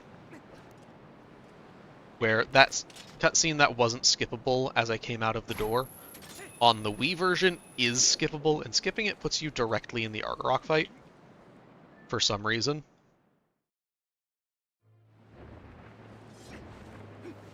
But for us, we just go over here, grab some health, and we want to orient ourselves on the side of the arena so Argorok doesn't do a swooping attack, and then just kind of look away from anything that's going to cause unwanted lag. Then when Argorok gets here, claw shot quickly onto him.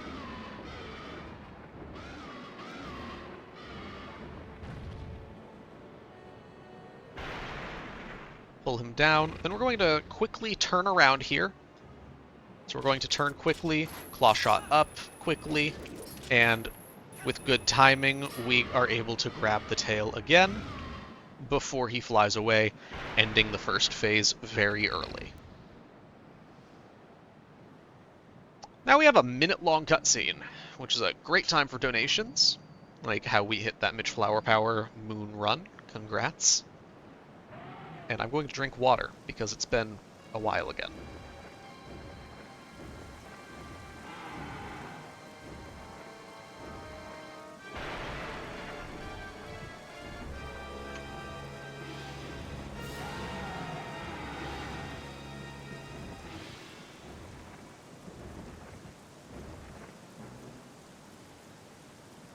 This cutscene's about a minute long. Need to rest my voice a little bit.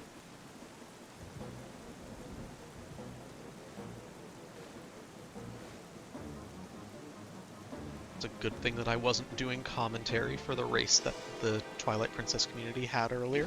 There was a possibility that I would. My voice would be very tired right now, had I done that. So, second phase. It's going to require a little bit of silence just because it has audio cues, but I will just pause when I get there. So we're going to claw shot up, target here. After we hear Argorok scream, that's the audio cue. When the fire comes out, I pull down on the chain, claw shot over, that cancels the flame. Claw shot 3 times over to these P-hats. Claw shot onto Argorok, and we start stabbies. Yay, stabbies! Unequip the iron boots while falling off of Argorok. Claw shot up. And we go for a second round. Hear that scream. See that fire pulled down. 1, 2, 3. Alright, grab onto Argorok. Stab, stab, stab, stab. Yay, stabbies! Alright. Now, phase 3 is a little bit different, okay? So I'm just going to start off identical. I'm going to start off with a claw shot up. We're going to unequip the iron boots. And I hear the scream, but this time I'm going to go 1, 2, 3, 4. And I'm going to look at that P-hat as the fire crosses it. That fire comes very close to hitting me. Argorok turns around. As it breathes fire, I cancel that flame. Now Argorok's turned around, and I can do the final stabby. Argorok is dead. Bye-bye, Draggy Waggy.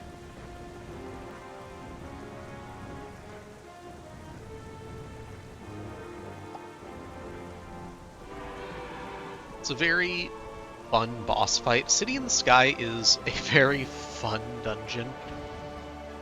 To me, it's like a B+ tier. It's very fun, but it's very samey. So with a lot of repetition, what is fun becomes normalized. But to me, very, very fun. I would give it a solid B+. There's nothing like how in Goron Mines where I have to walk on a ceiling for 40 seconds, other than watching that cutscene mid-fight, which is kind of weird.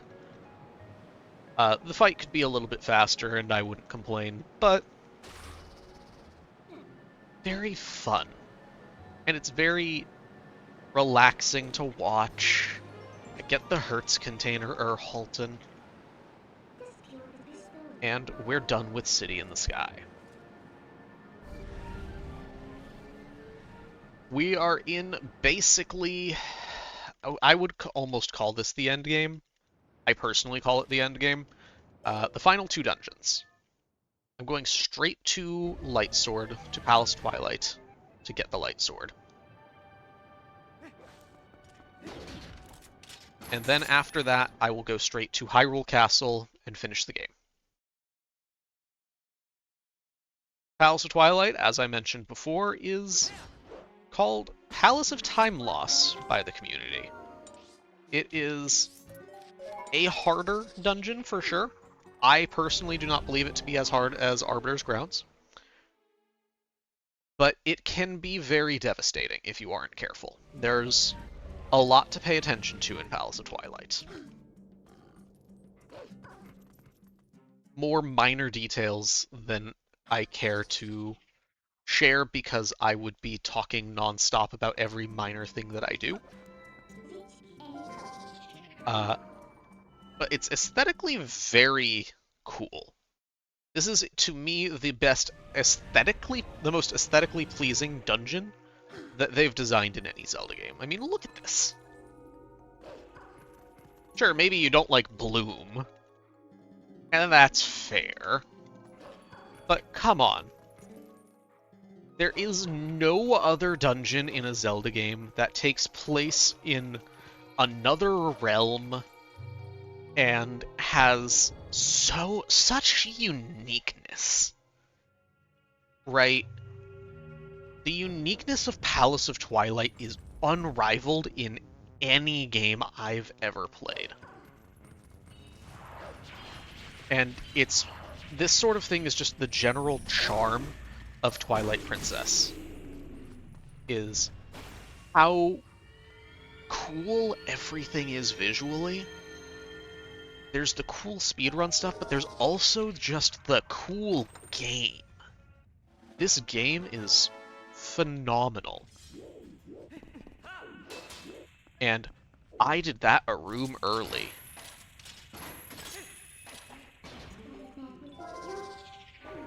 Okay. There are other games that have dungeons that have more cohesive design.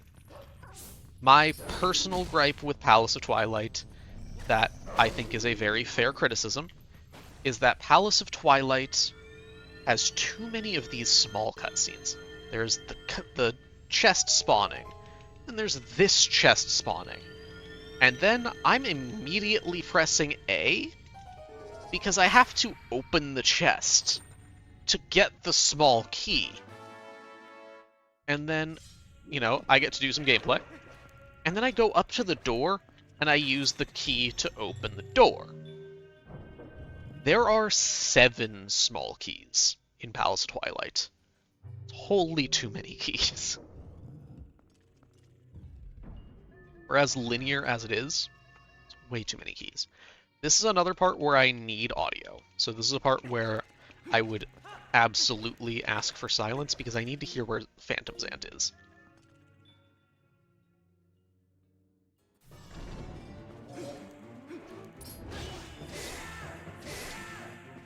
Okay. Okay, well that's just good RNG. That's not horrible RNG either. I could see him that time too. Alright, very easy first Phantom Zant down.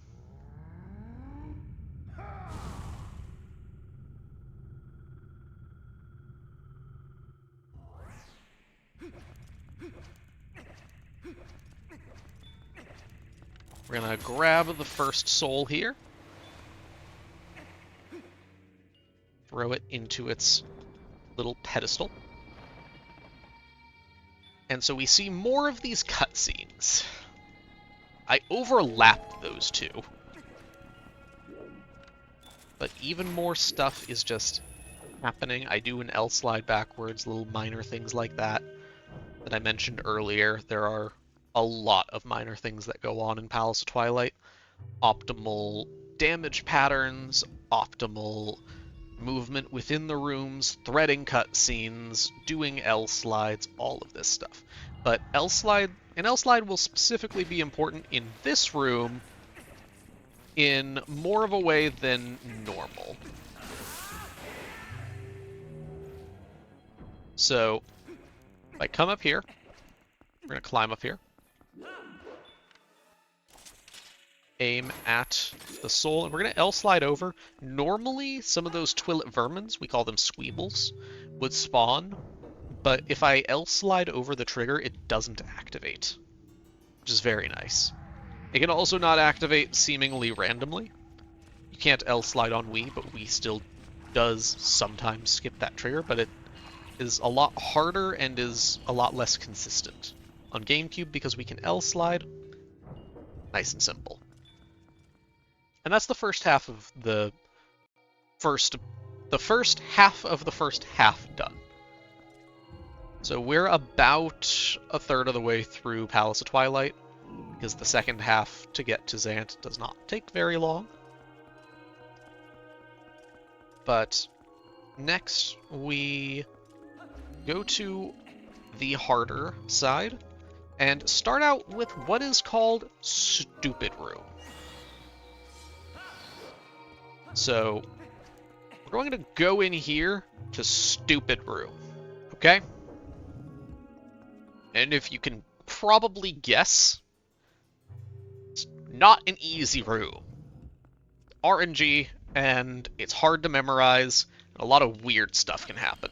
So, I'm going to have that thing interrupt what I'm doing, and now I'm in an awkward spot, and things are already going amazingly. So we're going to drop onto that, C up, angle slightly left. As it starts to pull back, my cycle is now messed up, thanks to the keys earlier.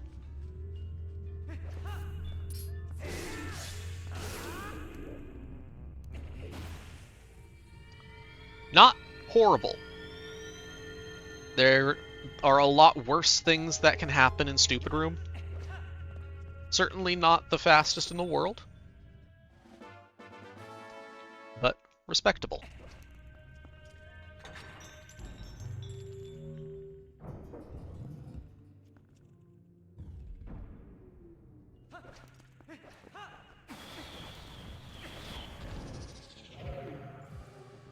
Alright, now we're going to pull these shadow beasts and try to not die to them.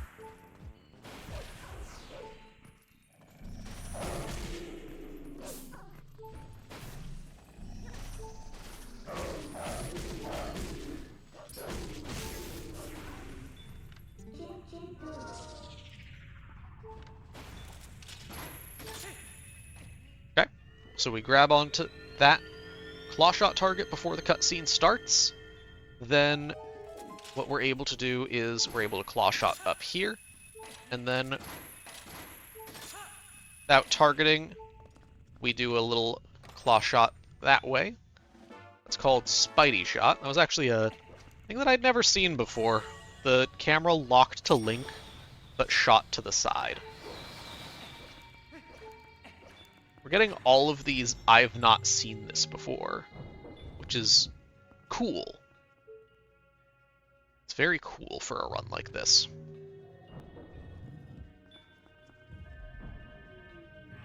Anyway, we're on to the second Phantom Zant, so it's again time for a little bit of silence while I do the Phantom Zant fight.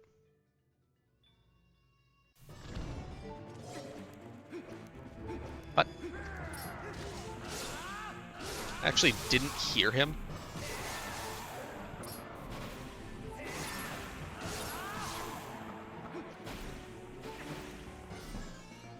Ah, so that can happen. And what we do is we ask him politely to come to the middle. Thank you. Oh, you come back, please. Or that.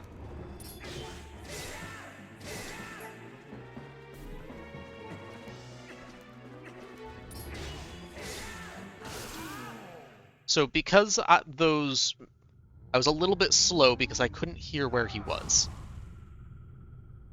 I actually didn't hear anything. I don't know what happened. But the Shadow Beast spawning caused a lot of lag. Remember the hit lag that I mentioned earlier? So that lag caused Zant to linger, and he got hit by another spin attack. So what we do during the Phantom Zant fight is we do a specific amount of damage to keep Phantom Zant from teleporting away, and then, or to keep him from hitting over a threshold of damage to start teleporting erratically like he did there.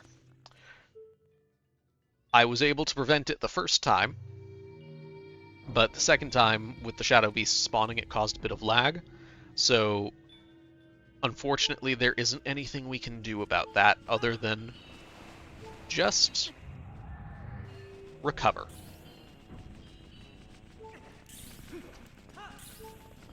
Interesting.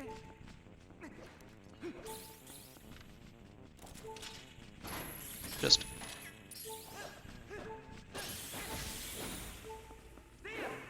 going to take those.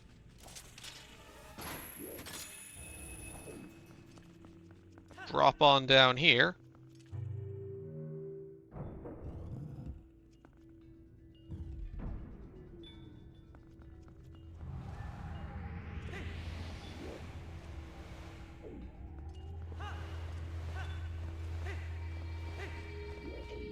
Drop the soul.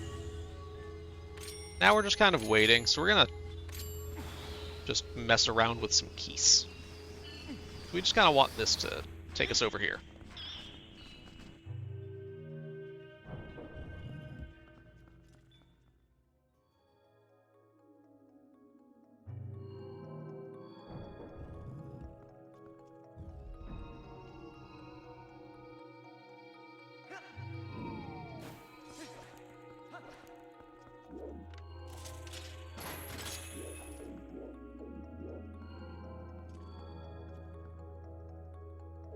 Alright, so we're going to drop this soul in here, and this is the end of the light sword segment. So now we get the light sword, colloquially known as the butter sword. Wow, look at that sword be imbued with light. Or butter. I can't believe it's not butter. It's light. Alright, so now we're on to the second half of the Palace of Twilight. We're about halfway through, including the boss fight. So now we need to ascend the palace, get to the throne room with the boss key, and fight Zant. So we have the means to fight him now, the light sword. He was a fool and kept his closest weakness down in the lobby. Or his greatest weakness, close to him in the lobby.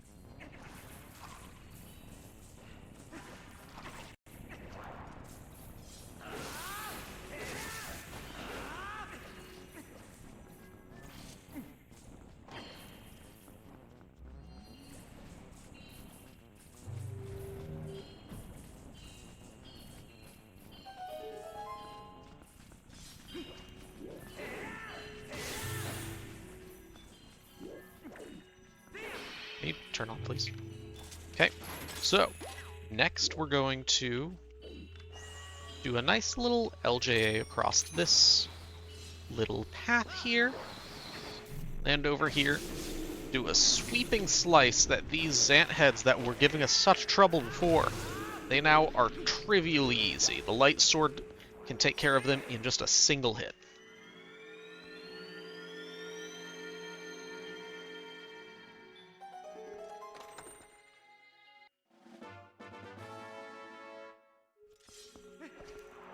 Alright, then we ride this little light platform.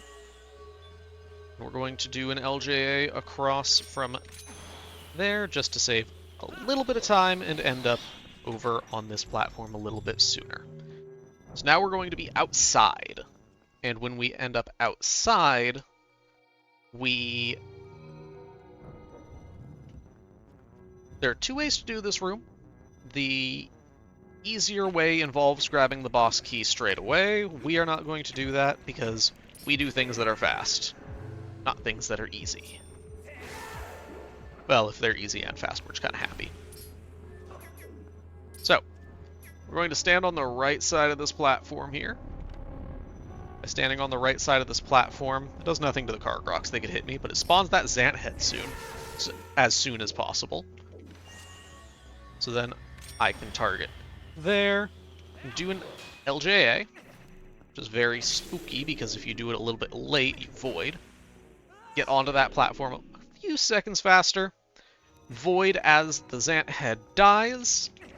Come over here, dodge those, and we're going to claw shot that little target right there. So we can barely see it. And we're going to aim up, claw shot up to the top, grab the big key.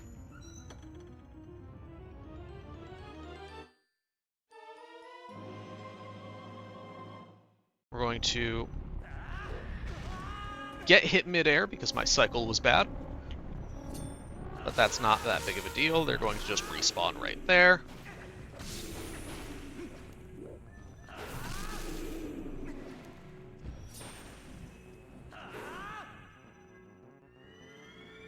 And then we can grab a small key. Yet another small key. That is the last small key. And now we go into what is called Platform Cycle Room. Very fun room. But it is a cycle-based room. Yay! We're on rails. It's a very cool little segment of platforming and LJAs, and getting an earlier cycle is not trivially easy. So we move relatively quickly through this room, spawn the light platform as quickly as possible, stand on the edge, use a visual cue to know when to jump, LJA. And now that we're over there, we're going to use a cue of when to claw shot that I was a little bit early on. Okay, everything else has gone fine so far. We're going to do another LJA.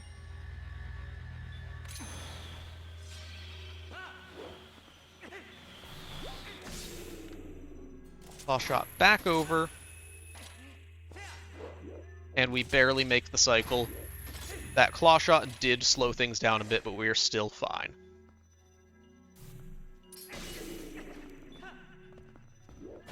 And we can grab yet another small key.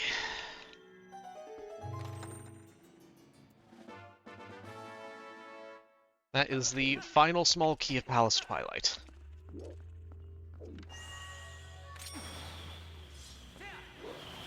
And that cycle is very easy to miss. But luckily we got it.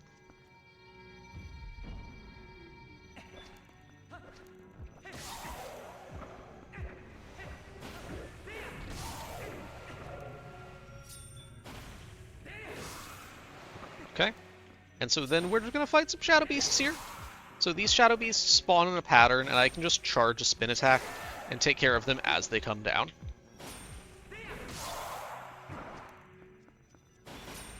And very simple. And then we enter the boss door. Alright, and now we do the best boss fight in the Zelda franchise. Zant.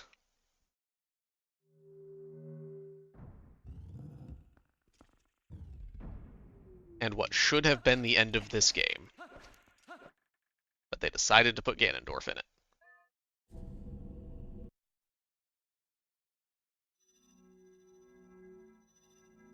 Alright. Time for the most ridiculous name. This is not a word in any language. The boss, the Usurper King himself. Usurpator Zanto. Usurpator is not a word. Not a mistranslation, not anything. It's just kind of made up.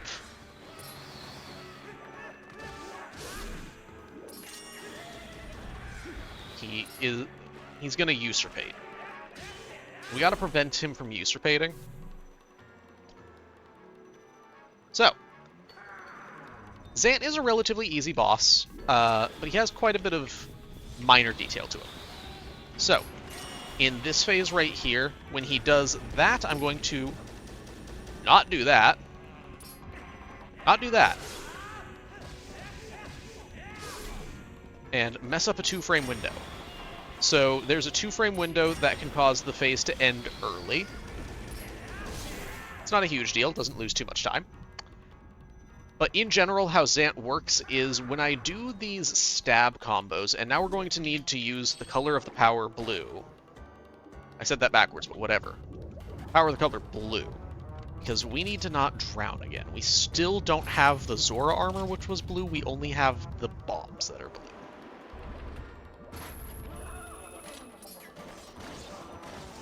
Three, four. So how Zant works is a little bit interesting in that he only really registers the final hit of a combo, the fourth one.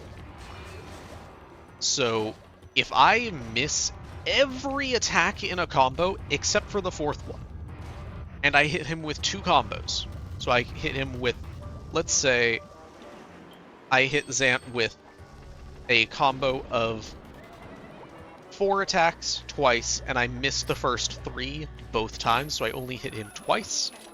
The phase will end just the same as if I landed all of those hits, for some reason. In the final phase, he takes 3, but the pattern still remains. You have to do exactly 3 hits of the main combo. There are exceptions like this phase for some reason. You can do it with jump attacks. Don't know why. But in general, he reads the final hit. In the Goron Mines phase, he still registers that same stuff, but you can end the cycle a little bit early by exceeding damage values. And that was what I had missed earlier, but you get partially, so I was able to end it with a jump attack. I would imagine a similar thing is true for the Ook phase that I just finished. But Zant is, in general, hit-based, not damage-based. And specifically registering those final hits. Now on to the final phase. So this one's a really cool-looking phase. Just kind of cool. And he actually fights us, instead of doing his weird magic.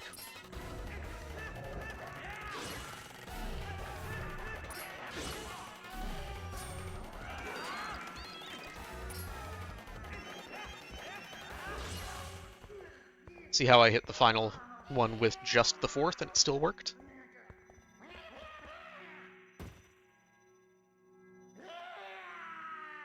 And that's the end of the video game, if they didn't decide to put Ganondorf at the end. But they did.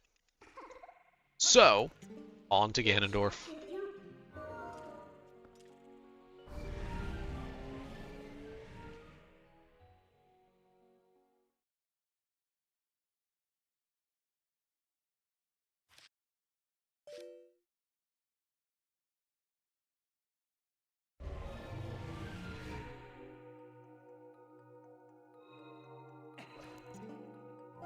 We roll straight into this cutscene trigger.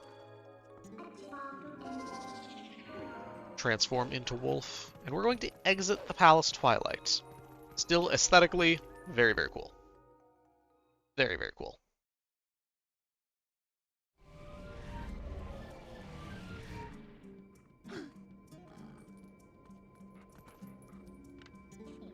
We're going to Vorpen to Castletown,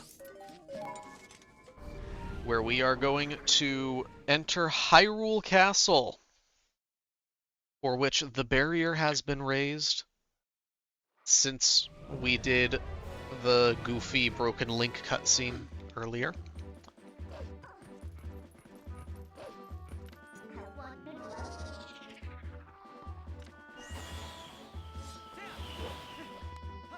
And now we simply move on to the final bits of the dungeon, of the game, which is the final dungeon, Hyrule Castle, which starts out, as all good dungeons do and all good games have, a 3-minute unskippable cutscene. It's time to get up and stretch your legs, everybody. I would do just that if this weren't a submission video. I would do this if I were on stage. because this is a long time to sit down. I'm going to drink more water, is what I'm going to do. And we just watch Midna turn into a squid.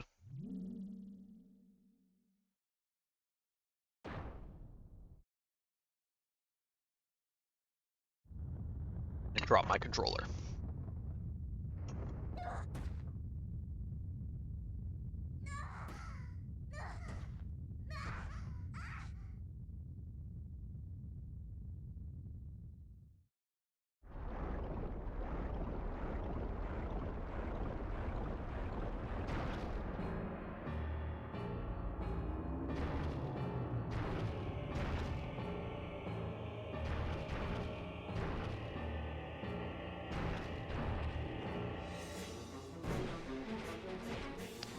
So Midna turned into like this spider squid thing. We call her Squidna. And takes this pillar of Twilight and stabs the barrier, and then does that goofy looking face as the barrier shatters and Squidna falls down. Thank you, Midna. Or whatever that was.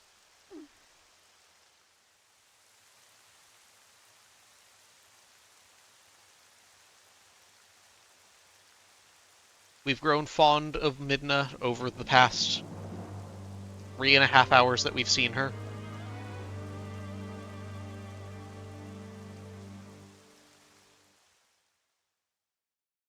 There are plenty of jokes to be made about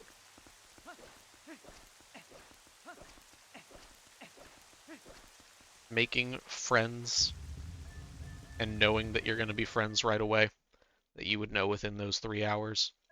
Midna's just the same. She may be a little gremlin imp thing, but you know, you love her just the same. Just like our good friends, whoever the Resistance is. We kind of only met a couple of them, but you know, I'm sure they're our friends, right? Why would they not be?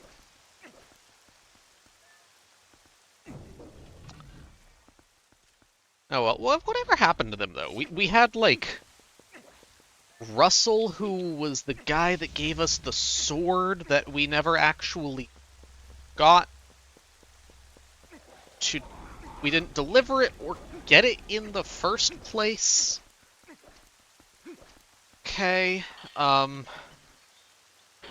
there's Aru, who kind of just gave us a memo. Shad, who is a broken, glitchy mess, who just kind of made us teleport, which I guess is a good thing. But, I mean, they were all good guys. King Bulblin's a friend, right? He seems to show up everywhere.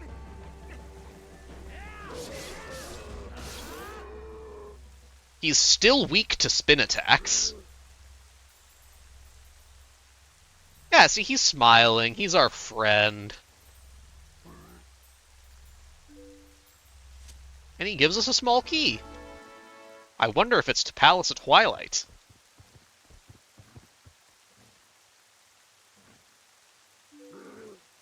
And he recognizes our strength and rides off into the sunset on his boar, never to be seen again. And Midna is just surprised he can talk.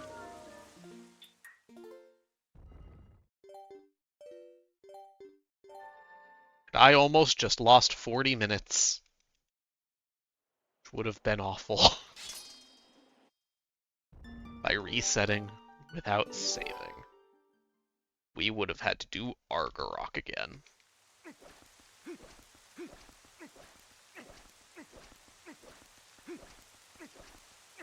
Seeing as it is almost 1 in the morning, that is not entirely surprising. But we trek on into the end of the game. So now we're going to claw shot up here. We're just making our way up to the top of Hyrule Castle, basically. We're going to the throne room.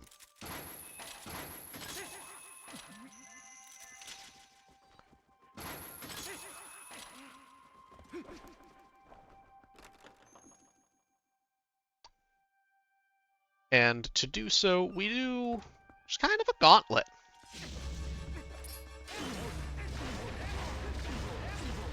Here's the other Dark Nut that we have to fight. So phase 1 is identical to what we did before. There's no cutscene here, so what's different here is that I interrupt him pulling the weapon and get bad timing. And pull the... Excuse you.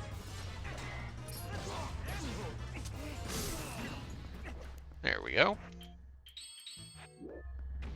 We're going to stand right there, aim at the armor. And then we get this chest spawning. That chest has something in it. I think it's the map.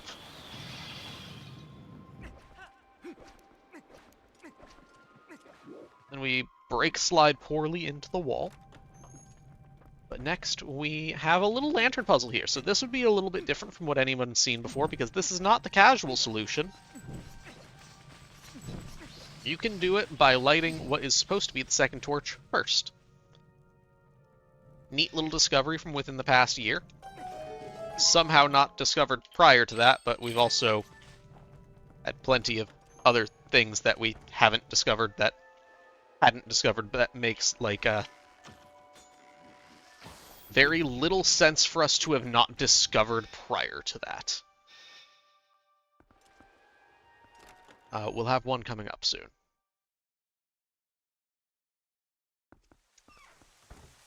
But first, we're gonna beat up an Arolfos. You remember that thing that we skipped earlier?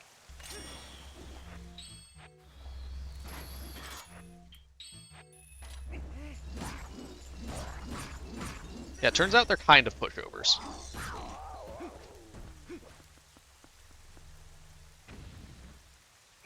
The one in City in the Sky is less of a pushover than that one. It does not fall that easily. But it's nice that that one does, because we actually have to fight that one. There is a skip to get over to the key, but not a trivial one to get back. So, yeah.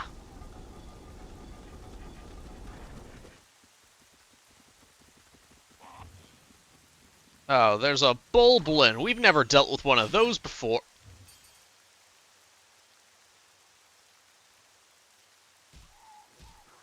What? And someone has a cannon. Fire's here. And so is Russell. He has a falcon and golden chickens. Okay, so there's Russell. Thank you, Russell, you're a friend. There's Aru with a cannon. Some girl with a bow.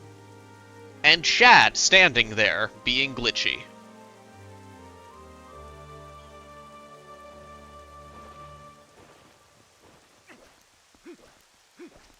Whoever that girl is, I have no clue.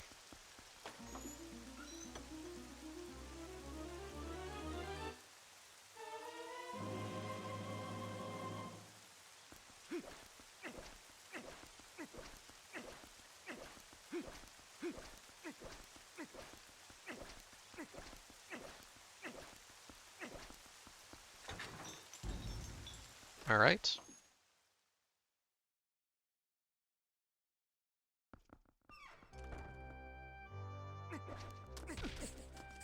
Ah, interesting.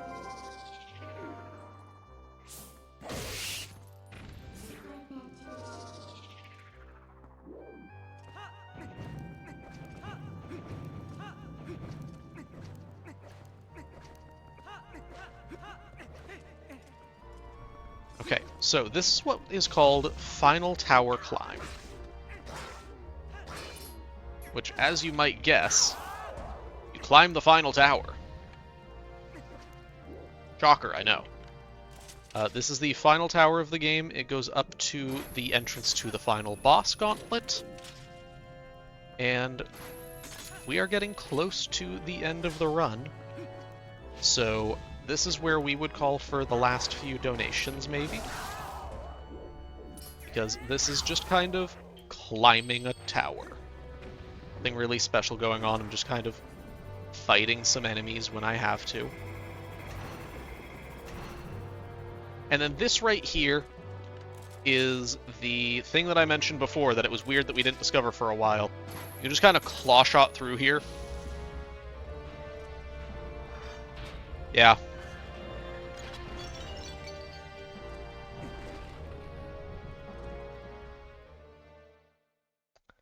Couldn't tell ya.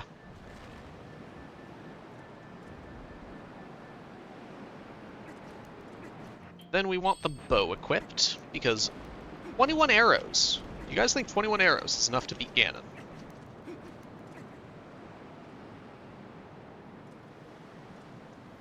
I'm not confident.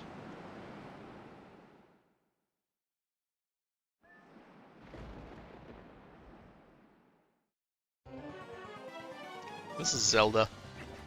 Ganon's marionette. So Zelda is pure RNG. Those light balls are what we want to see. They can happen on cycles 1, 3, and 7 at the earliest, and anything following. If 3 has happened and I didn't get a ball by then 4 can be a ball. If I didn't get one immediately, then 2 can be a ball. But if I get one on 2, 3 cannot be a ball. So right now, because 3 was the triangle, the Dorito, this next one can be a ball, but doesn't have to be. And the fastest is a 7. This is now a 9 cycle minimum.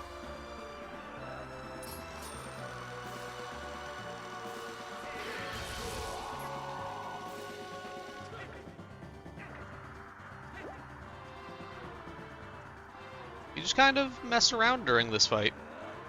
Not really too much going on. Most of the time people count. That's cycle 5.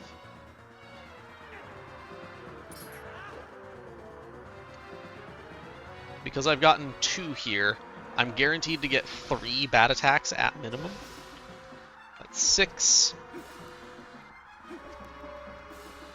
Or sorry, that was 7. I miscounted earlier.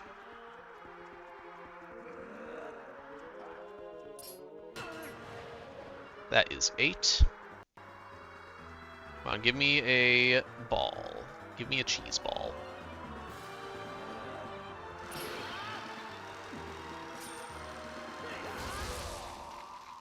Alright. That is the last bit of RNG out of the run. So now, all we have is Dark Beast Ganon, Horseback Phase, and then Dark Lord Ganondorf.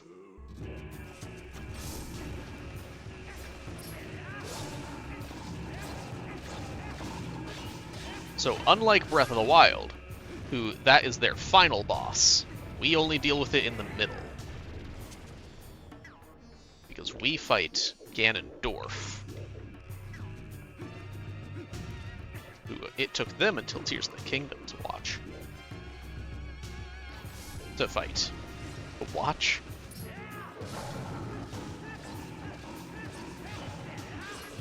And that was a mistake.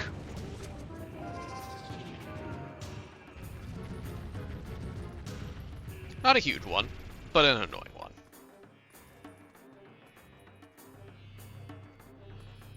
Link has the jitters.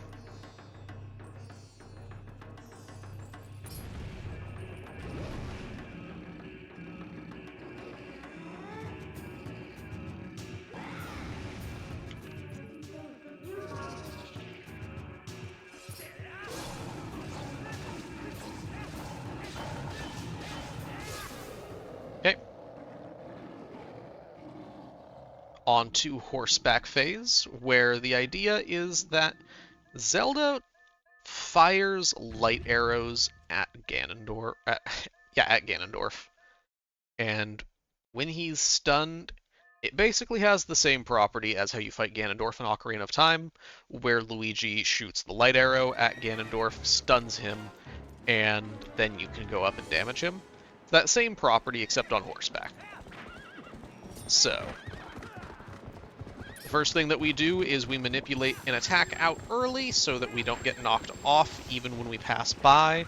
Unfortunately, his pathing is slightly RNG and that was a bad path. So the first hit missed. Now this second one, that was rough pathing, but good aiming on my part. Nice. Alright. And that phase is over. Into the final cutscene here. He falls off of his horse. But Link looks on in whatever awe he has. But he's not down yet. And now we get the funny glitch that I mentioned at the very beginning that is German specific. Not just PAL specific, German specific. So, this text on here, normally, of course, cutscenes need to wait for you to advance the text box, right? This cutscene just kind of plays on German. So you have this text locked on screen, and if you advance the text after a certain point, you lock the text box on screen. So you can lock your favorite text box on screen. It's really cool. Does absolutely nothing other than just looks cool. And the optimal Ganondorf fight takes 12 seconds.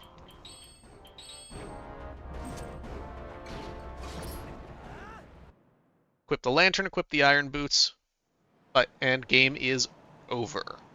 To 3:55:25. Time is when Ganondorf gets stabbed by the move Luigi taught us. And that's the entire run. It's 1 in the morning, so I am going to go to bed. But thank you for watching, and I hope that you will let me showcase the run. Thank you.